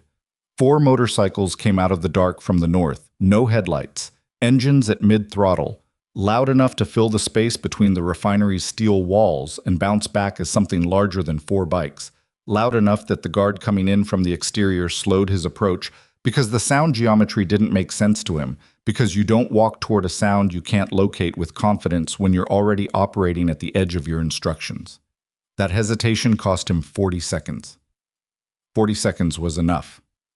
Mako had the monitoring screens and called the interior positions while Ronan moved back to the catwalk access. Dara holding Voss at gunpoint, with a weapon she'd taken from the second catwalk guard, holding it with the practiced stillness of someone who had qualified on it, or something similar at some point in a past she discussed even less than Ronan discussed his own. The 4 guards on the main floor had heard the engines, and 2 of them were moving toward the northern access door, which meant they were moving away from the stairwell, which was the only geometry that made the next 30 seconds survivable. Ronan came down the stairs at a pace his left knee would spend the next week reminding him was inadvisable. The 2 guards at the northern door had their attention on the outside, on the engine sound, on the approaching headlights that the riders had switched on at the last moment to maximize the visual disruption, 4 beams sweeping across the fence line in a pattern that suggested coordination and numbers. The 3rd guard was moving laterally toward the eastern section, toward the containers, which meant he had a protocol for exactly this contingency and was following it. Ronan went for the 3rd guard first, because protocol followers near radiological material with a dispersal device in the building were a specific and non-negotiable priority. The engagement was fast and unpleasant. The guard was younger than the catwalk personnel, mid-30s, in good condition, and he heard Ronan coming on the concrete floor despite the engine noise and turned with enough time to make it a real problem. What he didn't have was the 11-year accumulation of institutional knowledge about how Ronan Creed specifically moved under stress, which Mako and Garvey and the rest of the Brotherhood had, and which manifested as a particular pattern of feints and angles that was not textbook and not pretty, and that had ended a large number of situations in Ronan's favor precisely because it didn't look like what it was until after it was over. The guard went down. Hard. He stayed down. The 2 guards at the northern door had turned at the sound of the struggle and were bringing weapons up when the door itself opened inward. Riders breaching from the exterior, using the unlocked status that Mako had established. 2 of them coming through fast in the burst of cold air and the sudden confusion of engine sound and interior amber light, and the guards swung toward the new threat, and then Ronan was behind them and the situation resolved itself with the brisk efficiency of a problem that had more variables attacking it simultaneously than it could process. 4 minutes after the engines had arrived, the main floor was secured. Ronan stood in the middle of it, breathing harder than he wanted to be, his left knee sending detailed complaints up his nervous system. 3 guards zip-tied on the concrete, and the 4th, the exterior one, brought in by Cortez, who had found him in the dark outside, still trying to understand the engine geometry, and had introduced himself in the traditional way. Mako came down from the upper level with Voss. Voss walked with the careful dignity of a man who had not yet decided whether his situation was permanent or temporary and who was reserving judgment. His hands were secured in front of him, Dara's concession to his age and his shoulder, which had connected with the console during his struggle with Ronan, and which was producing a visible wince every 3rd step. Garvey's voice came through the MBITR. "Main floor clear?" "Clear," Ronan said, "coming in." They came through the northern access door 2 minutes later. Garvey first, then Petra, then 2 people who moved with the shuffling, careful gait of bodies that had been stationary for too long and were now being asked to function. Webb came last, and Ronan watched his face as he saw the 2 analysts, both alive, both ambulatory, and watched the thing that happened there, which was not relief in any clean sense, but something older and more complicated, the specific expression of a man who had wagered everything on a probability he hadn't been certain of and discovered, only at the moment of confirmation, exactly how uncertain he'd been. Tuck moved immediately to the analysts. The woman was the more serious case, a stress fracture in her right wrist from a restraint injury, significant dehydration, a 3-inch laceration above her left eye that had been cleaned badly and was showing early infection signs. The man was better physically, but worse in other ways, the hollow, flat-effect presentation that Tuck recognized, and that he addressed first with water and with the particular calm, directive tone of someone who had treated combat shock and knew that the voice mattered as much as the medicine. Ronan keyed the MBITR to the external channel and called Raymond Chu. It was 0347. Chu's response time was 18 minutes from the call to the sound of rotors. Not FBI. That had surprised Ronan for approximately 4 seconds before it stopped surprising him, because Chu had said Lander Field Office, and Lander didn't have helicopters, but the Department of Energy's Office of Inspector General did. And they had a rapid response team for exactly the kind of situation that involved the words, weapons-grade radiological material, and a specific GPS coordinate, and apparently Chu had been busy while Ronan had been inside a refinery. The helicopter put down in the flat ground north of the fence line. 4 people in full hazmat out the door before the rotors had fully spooled down, moving toward the eastern section of the building with the specific purposeful urgency of people who had trained for this and were very much hoping the training was sufficient. 2 FBI vehicles came off Route 28 6 minutes after the helicopter, which meant they'd been staged on the highway. Chu had been busy. And 4 agents in tactical gear came through the main access gate, which Cortez had cut open from the inside, and encountered 11 motorcycle riders, 1 wounded DIA case officer, 2 traumatized federal analysts, 8 zip-tied private security contractors, and Harlan Voss standing in the amber emergency lighting with his hands secured and his shoulder hurting and his expression the careful, constructed neutrality of a man who had already begun composing his legal defense. The senior FBI agent on scene was a woman named Ortega, compact, early 40s, the kind of face that had learned to show nothing while taking everything in. She did a full visual sweep of the main floor in about 4 seconds, and then she looked at Ronan. "You Creed?" "Yes." "She said to tell you the warrant came through 30 minutes ago." She paused. "Retroactive to the point of entry. Is that a real thing?" "Tonight it is." She looked around at the secured personnel, at the riders, at the state of the main floor. 3 guards on the concrete, the 4th seated against the wall with Cortez beside him, equipment scattered, the access door hanging open, the generator still manual cut, and the facility running on battery backup. "You want to tell me what happened here?" "I want to tell you what happened in a room with a recorder running and a clear chain of custody established for everything in this building," Ronan said. "In that order." Ortega looked at him for a moment. Then she almost smiled. Not quite. It didn't fully get there, but it was in the neighborhood. "Chu said you'd say something like that. Chu knows me." "Apparently." She turned and began directing her agents with the brisk efficiency of someone who had done this before and had opinions about how it should go. "Get me an evidence team on the eastern section. DOE has priority on the containers, but I want FBI eyes on everything else. Get the hostages to the helicopter for medical. Get me separation on the detained personnel. I want individual statements." She looked back at Ronan. "You. Don't go anywhere." "I wasn't planning to." She moved away. Mako appeared at Ronan's shoulder. "You look terrible." "Left knee," he said. "I saw." She'd been watching the building entry from the catwalk, which gave her a sightline on his movement patterns. "You're going to need imaging." "After." "After what?" He didn't answer because Voss was being walked toward the northern access door by 2 FBI agents, and he was watching, and Voss, in passing, turned and looked at him with an expression that had changed from the calculated neutrality of 40 minutes ago into something else. Not anger, not fear. Something in between, the specific look of a man who has been very good at something for a very long time, and who has just been beaten by something he didn't have a category for, and who is not yet done processing what that means. Their eyes held for 2 seconds. Then Voss was through the door. The formal debrief began at 05:30, in the back of an FBI mobile command vehicle that had arrived with the second wave of federal response, a converted RV parked on the flat ground north of the refinery, lit inside with the institutional white of fluorescent overheads, smelling of burned coffee and printer toner. Ortega ran it. Ronan sat across from her with his jacket back on and his hands wrapped around a cup of coffee that was bad enough to be almost comforting in its consistency. She had a recorder. She had a second agent taking written notes. She had a legal advisor on a tablet propped against the wall whose job, as far as Ronan could determine, was to identify the moments when Ortega's questions were approaching territory that might produce answers useful only to defense attorneys. "Walk me through it," Ortega said, from the diner. He walked her through it. He was precise, and he was complete, and he omitted almost nothing. The one omission being the specific content of his conversation with Chu regarding the informal pre-warrant staging of the Lander agents, because that was Chu's operational exposure to manage, and not his to give away.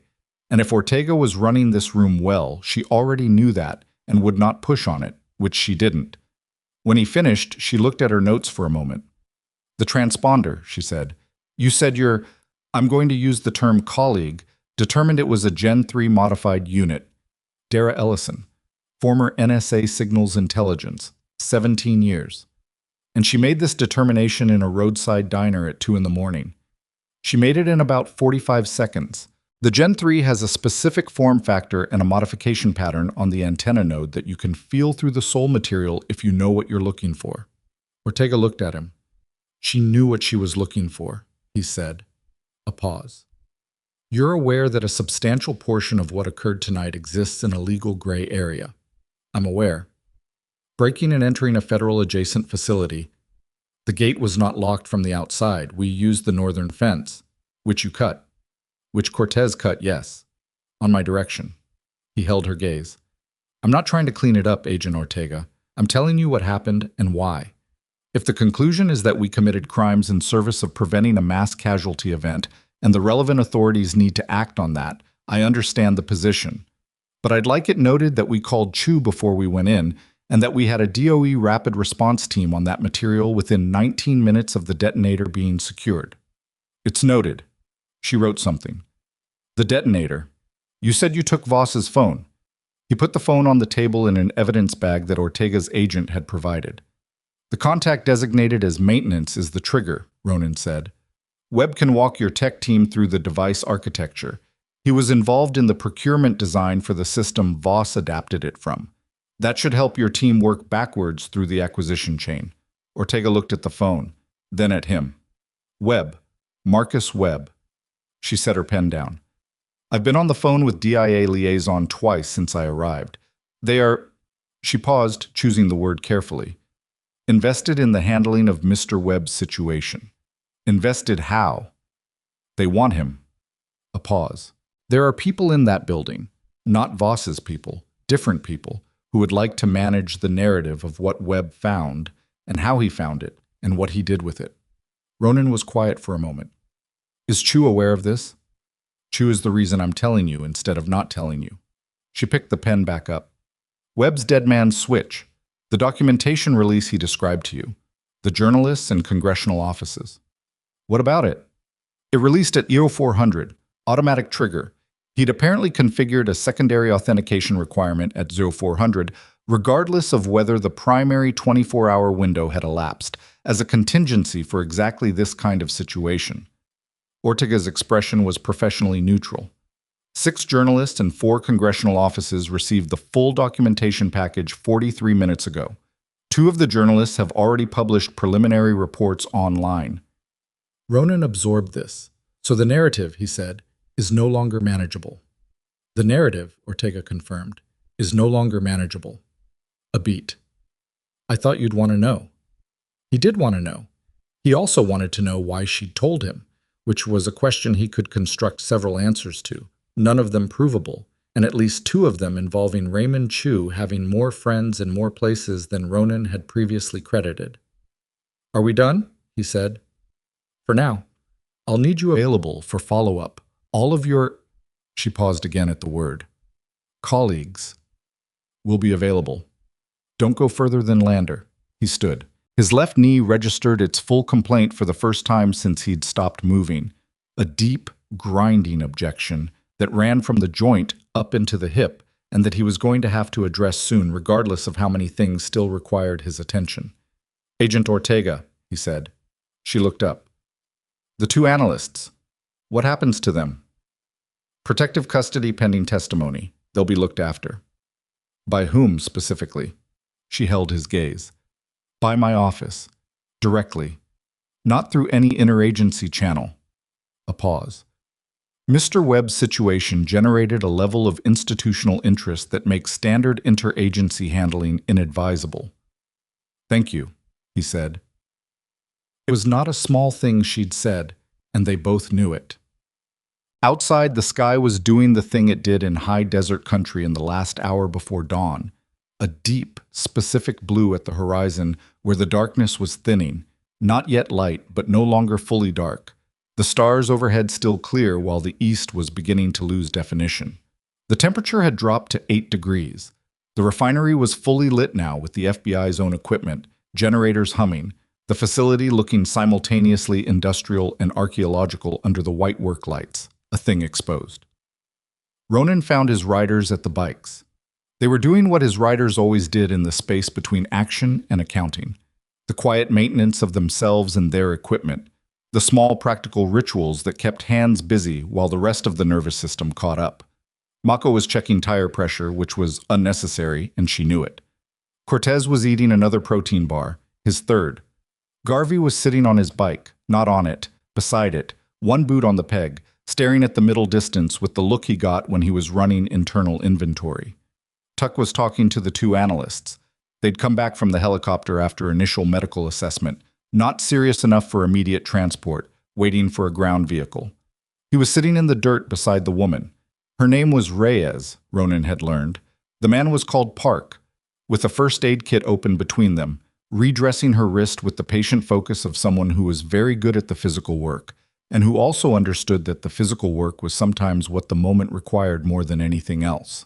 Webb was standing slightly apart from everyone, the way he'd been standing since they'd come out of the northeast building. Not excluded, self-separated, the posture of a man processing something too large to process in company. Ronan walked to him. Webb heard him coming and turned.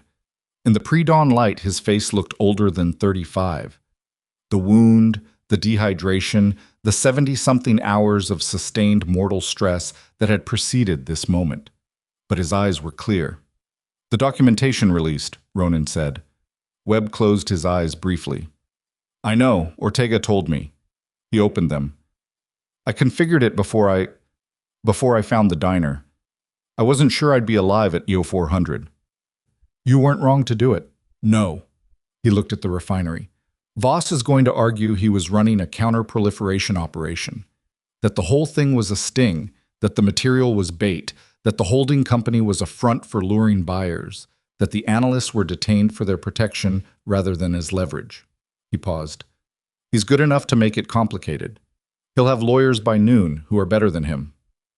The dispersal device argues against the counter-proliferation story. If it can be forensically linked to him directly, if the chain of custody holds, if the documentation package I built is authenticated before his team can contest it." Webb looked at him. "This isn't over because the building is secure." "I know. I need to testify. Reyes and Park need to testify. And we need to stay alive long enough to do it, which means the people in that building who want the narrative managed. Ortega is handling that," Ronan said. "Directly, not through interagency." Webb looked at him sharply. "She told me," Ronan said, 10 minutes ago. A silence. Webb processed this. "Do you trust her?" "I trust Chu, and Chu trusts her." A pause. "That's 2 steps removed from direct, but it's what we have." Webb nodded slowly. He was quiet for a moment, looking at the riders, at the bikes, at the whole improbable assembly of it. 11 people who had been riding back from a funeral 24 hours ago and who were now standing in the pre-dawn outside a secured federal evidence scene with their breath clouding in 8-degree air. "Why?" he said. Ronan looked at him. "I know why you didn't drive away," Webb said. "You told me at the diner, the dirty bomb, the city, the math of it.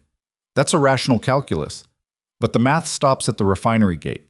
Once you had me and the documentation release and Chu moving, you could have handed it off. You didn't have to go in."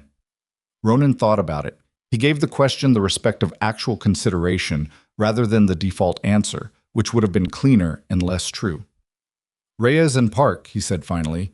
"You didn't know about them when you decided to go in." "No, but I knew there was a possibility." He looked at the northeast building, visible through the fence line. 11 years I operated under the assumption that there was always someone who would go in. An institutional structure, a chain of command, a designated element whose job it was to go in when going in was required. And then that structure was gone, and I spent about 2 years figuring out what I was without it. He paused. "What I figured out is that the thing that made the structure work wasn't the structure. The structure was just the container. The thing inside it that made it work. That's portable." Webb was quiet. "And I have 12 people," Ronan said, "who carry the same portable thing." He looked around at his riders. "That's why." Webb looked at them too. At Mako checking unnecessary tire pressure, at Garvey in his internal inventory, at Tuck in the dirt, beside a woman whose wrist he was wrapping with more care than the situation medically required, because the care itself was the point. I owe you, Webb said. You owe Reyes and Park, Ronan said. If they're going to testify against someone like Voss, they're going to need someone who knows the technical architecture of what he built, in a room with lawyers and a congressional committee, explaining it in language that doesn't give Voss's defense team room to maneuver. He looked at Webb. That's the rest of your job. I know. Are you up for it? Webb looked down at his side, at the jacket that was too large, at the place where Tuck's dressing was doing its best work on a wound that hadn't had the treatment it needed. I'll be up for it, he said. Ask me again in 3 days. The debrief of the full group took place in 2 stages. Ortega's team took formal statements from each rider individually, which was efficient and not particularly comfortable. The way formal statements taken at dawn after a violent night in the cold are never particularly comfortable. Garvey's statement was, by general consensus afterward, the most concise. He had arrived, he had acted, he was done talking. Dara's was the most technically detailed, delivered with the specificity of a woman who had spent 17 years writing intelligence assessments and who understood that precision in language was the difference between a statement that held up and one that didn't. Mako was asked, at one point, about the bypass tool she'd used on the control room door lock. There was a pause in her recorded statement during which she said nothing for 6 seconds. Then she said, "It was a commercially available security diagnostic tool." The FBI agent taking her statement looked at her. "Widely available," Mako said. The agent wrote something that Mako did not ask to see. Cortez was asked about the generator cutoff, which he described with the matter-of-fact technical clarity of a man who had operated industrial equipment under fire in 2 countries and found the Fremont County refinery generator notably straightforward by comparison. The agent taking his statement had a follow-up question about his qualifications, Cortez told him. The agent stopped having follow-up questions. By 0900, the formal statement process was complete. By 0930, a DOE technical team had confirmed the container integrity. The material was present, sealed, and uncompromised. The dispersal device was being processed by a bomb disposal unit out of the Cheyenne field office. The chain of custody on Voss's phone was documented through 3 levels of evidence handling. At 1000, a black SUV, government plates, DC registration, pulled up to the mobile command vehicle. 2 men got out, suits. The specific cut of suits worn by people whose budget for them reflects their institutional position. They went into the command vehicle and were inside for 22 minutes and came out again and got back in the SUV and drove away. And Ortega came out of the command vehicle a minute after them and walked to where Ronan was sitting on a camp stool that someone had produced, drinking his 4th cup of bad coffee. She stood in front of him and said nothing for a moment. DIA, he said, Deputy Director level. She looked at the SUV's retreating dust. They want jurisdiction over the Voss material. What did you tell them? I told them the evidence was cataloged under FBI case number and that any jurisdictional question would need to go through the DOJ chain. She paused. They told me this was a matter of national security and that the DIA had primary equities. And I told them that the phrase national security didn't have the operational effect on me that they seemed to be assuming. She looked back at him. My SAC is currently on the phone with the Deputy Attorney General. It's going to be a long morning for someone in that chain. But not for you. I know exactly which calls I need to make and in what order. She looked at him steadily. The documentation Webb released is already in 6 journalists' hands and 4 congressional offices. Voss's legal position becomes harder to manage with each hour that passes. The people in that SUV know this. What they're doing now is establishing their institutional position for what comes after the legal process, not trying to stop it. Ronan understood. They want to control the debrief. They want to control the narrative of what their agency knew and when and at what level. She paused. Which is a thing I also cannot stop, ultimately. But I can make sure the criminal case is clean enough that the narrative management becomes irrelevant to the verdict. You've done this before, Ronan said. Not a question. I've done variations. She looked at the refinery, not usually with motorcycle clubs involved. Brotherhood, he said. She almost smiled again. This time it got a little further. Brotherhood. She started to turn away, then stopped. Your knee. You need imaging. Mako told me. Mako is correct. A pause. There's a clinic in Lander. One of my agents can drive you. I have a bike. Mr. Creed. She looked at him with the patient, specific expression of a woman who had a large number of things to manage and was choosing to spend a moment on this one because it was worth it. Get your knee looked at. She went back to the command vehicle. Ronan sat on the camp stool and drank his bad coffee and watched the DOE team work in the eastern section of the refinery and listened to the sound of his riders talking among themselves in the low, deflating register that follows sustained action. Not celebration, not debriefing exactly, just the reestablishment of normal human frequency after a period of operating at a different one. Garvey came and sat on the ground beside him. They didn't talk for a while. We lost 2 bikes, Garvey said eventually. I know. The 2 bikes that had been staged inside the fence line and that had been confiscated as evidence. Ronan had already mentally written them off. Martinez is going to be upset. Martinez's bike is fine. It's Cortez and Petra who are walking. Still, a pause. You think they'll get them back? Evidence process on a case this size? 6 months, minimum, maybe longer. Garvey absorbed this. We'll work something out. We will. Another silence. The sun was fully up now, climbing out of the east and hitting the refinery's steel at an angle that made it look almost ordinary. An industrial structure on a flat landscape. Nothing more, if you didn't know what had been inside it 8 hours ago. Ronan. Garvey's voice had changed slightly. A lower register, more personal, the tone he used when the operational frame came off and something else came through. Deke would have loved this. Ronan looked at the horizon. Yeah, he said, he would have. He meant it.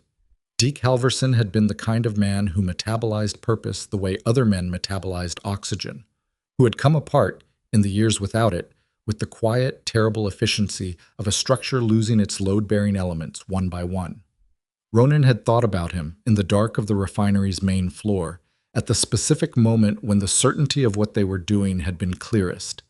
Had thought about him without sentiment, just as a fact, that this was the thing Deke had needed and hadn't found, and that the finding of it was its own argument for continuing to look. He didn't say any of this to Garvey. Garvey probably knew it anyway. Knee, Garvey said. I know. You're listing to the left. I'm sitting on a camp stool. You were listing before the camp stool. Garvey stood. I'll ride with you to Lander. Ronan looked up at him. Don't argue, Garvey said. It's not interesting when you argue about your own physical condition. Ronan did not argue. He finished the coffee, which was, objectively, terrible, and which he had been grateful for with every sip, and stood up and felt his knee, and understood that Mako and Ortega and Garvey were all correct, and that the clinic in Lander was an appointment he was keeping within the hour. He walked toward his bike. Webb was there, standing beside it, waiting, in the too large jacket and the ill-laced shoes with the hands that were pale but steady. Ronan stopped. Ortega arranged transport for me, Webb said, to Salt Lake, then a medical facility. He paused. Before I go. He reached into the jacket pocket and produced something, a folded piece of paper, the kind used for evidence documentation, that he'd apparently been carrying since the formal statement process. He held it out. Ronan took it. The 4th layer, Webb said. The logistics contractor that Choose Analyst found, the one with the federal contracts. He looked at Ronan. Voss isn't the top of it. He's the operational layer. The 4th layer connects to someone above him who has been providing institutional cover for 4 years. It's in the documentation I released, but it's embedded. It'll take investigators time to find it and more time to build a case from it. He paused. That paper has the name and the connection chain in plain language. It goes to Ortega. Not through DIA, not through any interagency channel. Directly to Ortega. Ronan looked at the paper. I would have put it in the documentation release, Webb said. But this person has the kind of reach that makes even secured servers feel optimistic. He held Ronan's gaze. I need it to get to Ortega the way the analysts got out of that building, through people who have nothing to lose and nothing to protect, except the right outcome. Ronan folded the paper and put it in his inside jacket pocket. I'll take care of it, he said. Webb nodded. He extended his hand. Ronan shook it. It was not a dramatic moment. It was 2 men in the cold in the early morning of a day that had started 31 hours ago in a Wyoming diner, acknowledging something that didn't have a clean name and that didn't need one. Webb's transport arrived, A plain sedan, Ortega's people, a woman behind the wheel who had the look of someone who had been awake since before the helicopter had gone up, and who was running on the institutional momentum of someone with a job to finish. Webb got in. The car went south on Route 28 and became small, and then became a suggestion of dust, and then was gone. Ronan stood by his bike for a moment. Then he mounted it, carefully, with the left knee negotiated around rather than through, and started the engine. The sound of it, in the cold morning air, had the quality of something reliable. Garvey rode beside him the whole way to Lander. Not behind, not ahead. Beside, in the lane to Ronan's left, close enough that if the knee gave out and the bike went wrong. There was someone there. He didn't say this. He didn't need to. Ronan understood the geometry of it and said nothing, and they rode south on Route 28 with the morning sun coming in from the east and throwing their shadows long across the frozen scrubland, two bikes on a road that was empty in both directions for as far as either of them could see. The clinic in Lander was the small-town variety. 3 exam rooms, a waiting area with chairs that had been uncomfortable since the Clinton administration, a receptionist named Bev who looked at Ronan's general condition when he came through the door and made a sound that was not quite a word, but contained within it the entire editorial position of a woman who had seen too many men decide that whatever was wrong with them could wait. He was taken to an exam room within 4 minutes, which either reflected the clinic's genuine efficiency or the fact that it was 10 in the morning on a Tuesday in November and he was the only patient. The imaging confirmed what his body had been telling him since the catwalk stairs. A partially torn medial collateral ligament, the kind of injury that was not surgical, but that required the kind of rest and stabilization that was incompatible with riding motorcycles in sub-freezing temperatures across high desert terrain, which was information he received with the specific acceptance of a man who had already done the thing the injury made inadvisable and was now simply accounting for the bill. The doctor, young, thorough, with the manner of someone who had been in rural practice long enough to stop being surprised by the condition people arrived in, put him in a compression brace and gave him a prescription and a look. "How'd this happen?" the doctor asked. "Stairs," Ronan said. The doctor looked at the bruising on his ribs, visible when the shirt came up for the examination. "Stairs did that too?" It was a complicated staircase. The doctor wrote the prescription and did not ask further questions, which Ronan appreciated. He had one call to make before they rode back. He sat in the clinic parking lot on a bench that was cold enough to feel through his jacket, the compression brace on his knee, and the morning sun not quite warm enough to justify optimism, and he called Ortega. She answered on the second ring. "The paper Webb gave me," Ronan said. "Can I read you what's on it over the phone?" "No." Flat and immediate. "There's an agent at the Best Western in Lander, room 114. He'll take physical delivery and establish chain of custody." She'd already set it up, which meant she'd anticipated that Webb would pass something to Ronan, or that Ronan would need a clean handoff mechanism, or both. Raymond Chu had described her as the best case agent in the Salt Lake office, and Chu had described her in those terms using the specific tone of someone who didn't give that assessment easily. "Room 114, Ronan said. "His name is Ferraro. He'll have ID. Okay." He paused. "The 2 from the SUV this morning. DC registration. Are they going to be a problem for your case?" "They're going to try to be." A pause. "The DOJ chain held this morning. The deputy AG is not interested in interagency horse trading on a case with this profile, and the congressional offices that received Webb's documentation package are generating questions at a pace that makes institutional maneuvering difficult." Another pause. Shorter. "Voss was arraigned 40 minutes ago in Cheyenne. Federal charges, 8 counts. His lawyers are already arguing national security privilege on the evidence. Will it work? On some of it, maybe. On the material, the dispersal device, and the 2 analysts? No." Her voice was even, precise. "This case is going to take 2 years to try. It's going to be contested at every level.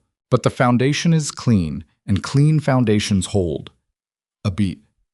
"Because of what your people did." Ronan said nothing. "I'm not going to say thank you officially," Ortega said. "There are reasons I can't do that officially." "I know. But I'm saying it anyway." He ended the call and sat for a moment in the cold, watching Garvey on the other side of the parking lot lean against his bike, eating something from a gas station bag. Chips. probably. Garvey had a chips habit that was inconsistent with everything else about him, and looking at his phone with the squinting focus of a man reading something in direct sunlight. Ronan walked to the Best Western. Room 114, Ferraro. ID checked, paper transferred, custody documented. The whole thing took 6 minutes and had the particular unremarkable quality of bureaucratic processes functioning correctly, which was its own kind of relief. They got back to the refinery staging area by noon. The federal presence had expanded in their absence. 2 additional FBI vehicles, a mobile evidence processing unit, a DHS liaison vehicle that nobody seemed entirely sure why was there. The DOE team was still working the eastern section. The 8 detained security contractors had been transported, Voss's command element separately from the rank and file. The refinery itself had been cordoned with federal crime scene tape that snapped and strained in the wind. The Brotherhood was at the bikes.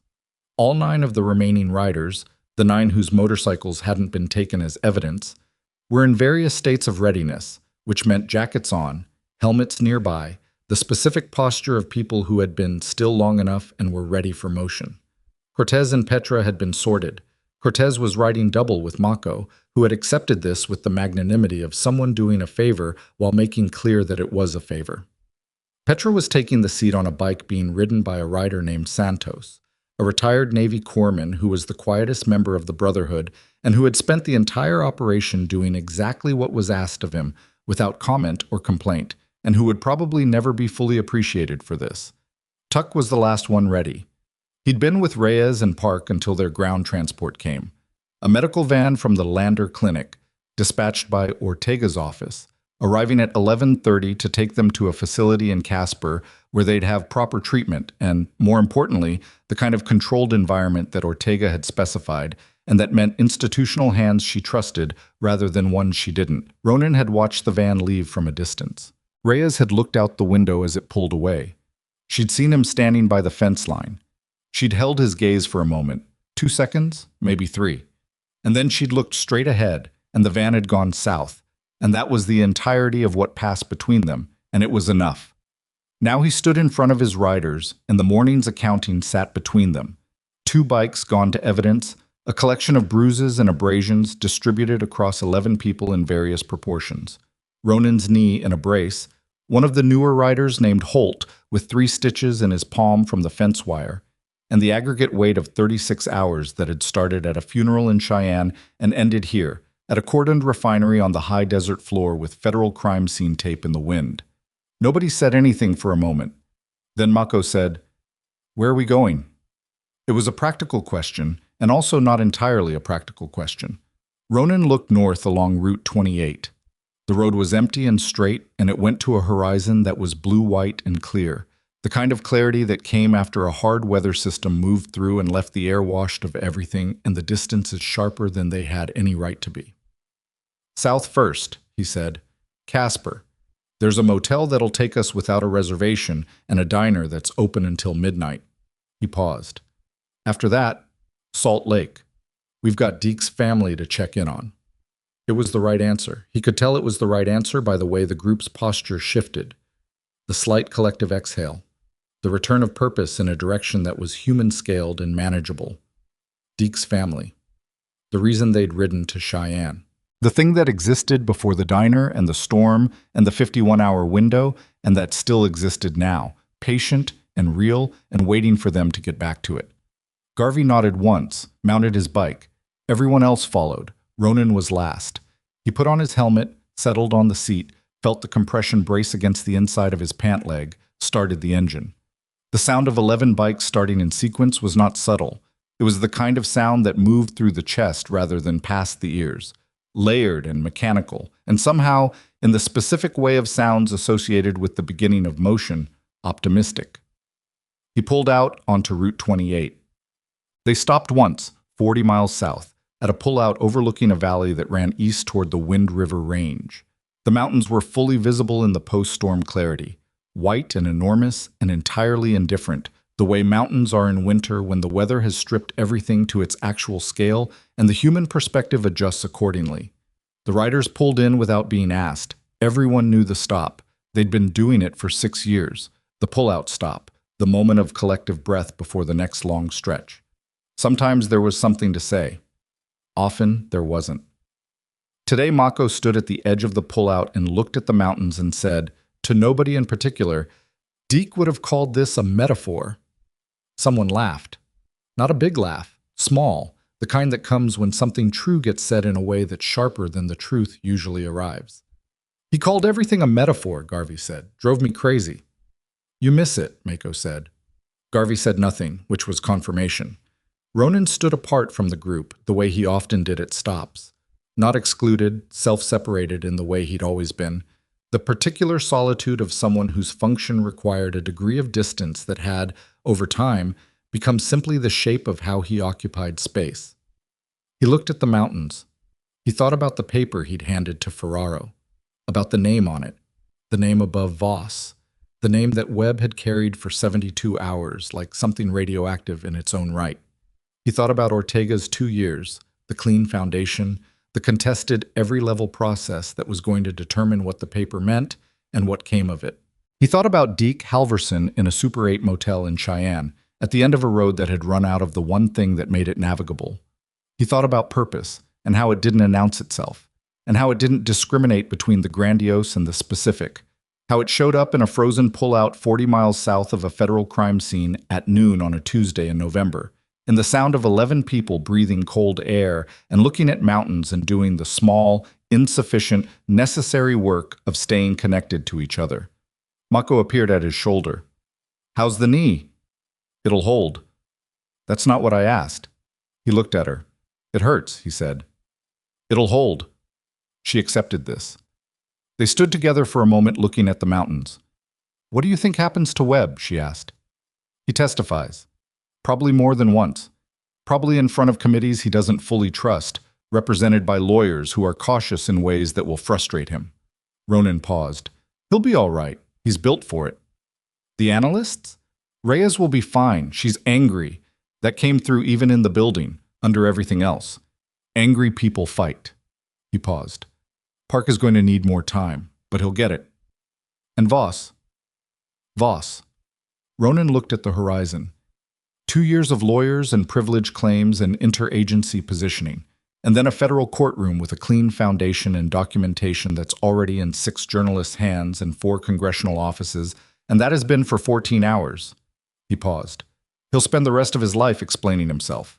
For a man like that, it's the appropriate ending. Mako was quiet for a moment. You know what I keep thinking about? She said. Tell me.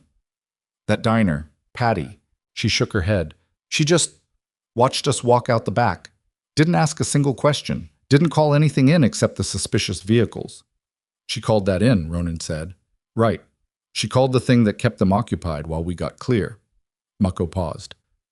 She knew exactly what she was doing. Ronan almost smiled. Some people are better at deciding what matters than others. I want to send her something. Send her something. Not flowers, something useful. Send her a better microwave, Ronan said. The one behind the counter was from approximately 1994. Mako looked at him. Then she actually smiled. The full version, which was rare enough that Ronan noted it. Yeah, she said. Okay. She went back to the group. Ronan stayed at the edge of the pullout for another minute. He reached into his jacket and found, in the inside pocket, the thing he'd put there before they left the bunkhouse that morning, before the refinery, before the debrief, before all of it. He'd been carrying it for 11 hours without consciously deciding why. It was a road patch. Worn gray wool over a crossed roads emblem, frayed at 2 edges, the stitching intact. His first Brotherhood patch, the one he'd worn for 3 years before the chapter had moved to the newer design, that he'd been carrying in the bottom of a saddlebag roll for the past 2 years without a clear reason. He looked at it. He thought about Webb, about the van going south, about 2 seconds through a vehicle window that contained everything that needed to be said. He put the patch back in his pocket. He'd give it to Webb later, through Ortega's office, through Ferraro, through whatever chain made sense. Not as a gesture, not as a symbol. As a fact, you rode this road, and you rode it the way it was supposed to be ridden, and that means something to the people who know what that costs. He turned back to the bikes. Let's go, he said. They came into Casper in the mid-afternoon, 11 motorcycles on the highway, single file, the sun dropping fast in the November sky and the temperature dropping with it. The motel took them without questions. The diner 2 blocks away had hot food and bad lighting and a corner booth large enough for 11 people, if 3 of them were comfortable with each other's elbows, which they were. They ate. They talked. Not about the refinery, not about Voss or Webb or the federal machinery now in motion, but about the things people talk about when the immediate crisis has passed, and the full weight of the past 36 hours hasn't yet fully landed. Bikes, routes, the condition of the roads south, whether Santos's alternator was going to make it back to Salt Lake without incident, which Dara had an opinion about and Tuck had a competing opinion about, and which became a 15-minute sidebar that accomplished nothing except the reestablishment of normal. Garvey ordered pie. He was 2 bites in when he looked at Ronan across the table and said, "You going to tell us what was on that paper, the one Webb gave you?" The table quieted. Ronan looked at his coffee. "A name," he said. "Someone above Voss. Someone who's going to get charged? Someone who's going to be investigated. Whether it becomes a charge depends on Ortega's case and 2 years of federal process and a dozen things I can't control." He looked up. "I gave it to Ortega's contact this morning. It's in the right hands." "And that's enough for you?" Garvey said. Not hostile, genuinely asking, the way Garvey always asked things, with the directness of someone who had learned that indirectness was a form of disrespect. Ronan considered it. "What I can control is who I give it to and how clean the handoff is," he said. "The rest of it, the process, the outcome, that's not my part of the job." "What is your part of the job?" Ronan looked around the table. At 11 faces in bad diner lighting, tired and marked by the night in various visible ways. Holt's bandaged hand, Mako's split knuckle from the northern fence. The general accumulated state of people who had spent a night doing what they did. "Showing up," he said. "That's the part." Garvey picked up his fork and went back to the pie.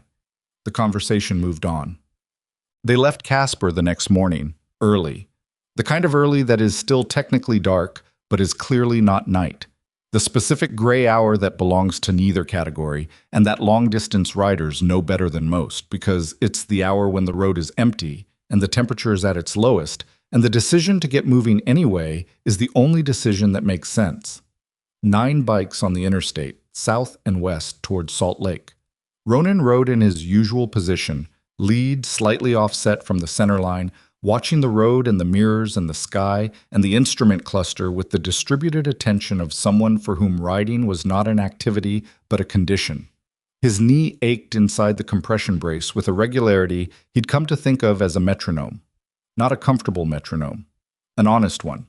He thought about Deke Halverson's family, his daughter in South Salt Lake, who was 23 and had her father's jaw and her mother's patience, and who had sat in the front row of the memorial service with dry eyes and clenched hands, doing the work of grief in public without flinching. He thought about what the Brotherhood owed her, which was the same thing it owed anyone who'd lost someone to the particular darkness that came for people who'd been in the work too long and found nothing waiting on the other side, which was presence and continuity and the understanding that being part of something didn't end when the person at the center of it was gone. Mako pulled alongside him. She didn't say anything. She rode even with him for 3 miles, which was its own form of communication, and then she dropped back into formation. The sun came up. It came up the way it does in high desert country in November. Not gradually, not with any particular drama, just the sudden geometry of a star clearing a horizon and pouring itself flat across a landscape that had been waiting in the dark, and that received the light with the indifferent acceptance of terrain that had been doing this for considerably longer than the people riding across it. Ronan felt it on the left side of his face. The warmth was insufficient for the temperature, which was still in the low 20s, but it was present, and presence, as he'd said, was the part. He thought about what came next. Not the federal case, not Webb's testimony, not the slow institutional machinery now grinding its way through the Voss material. Those things were in motion and would remain in motion and would arrive at their conclusions through processes that were, fundamentally, other people's jobs now. He thought about what came next in the smaller sense.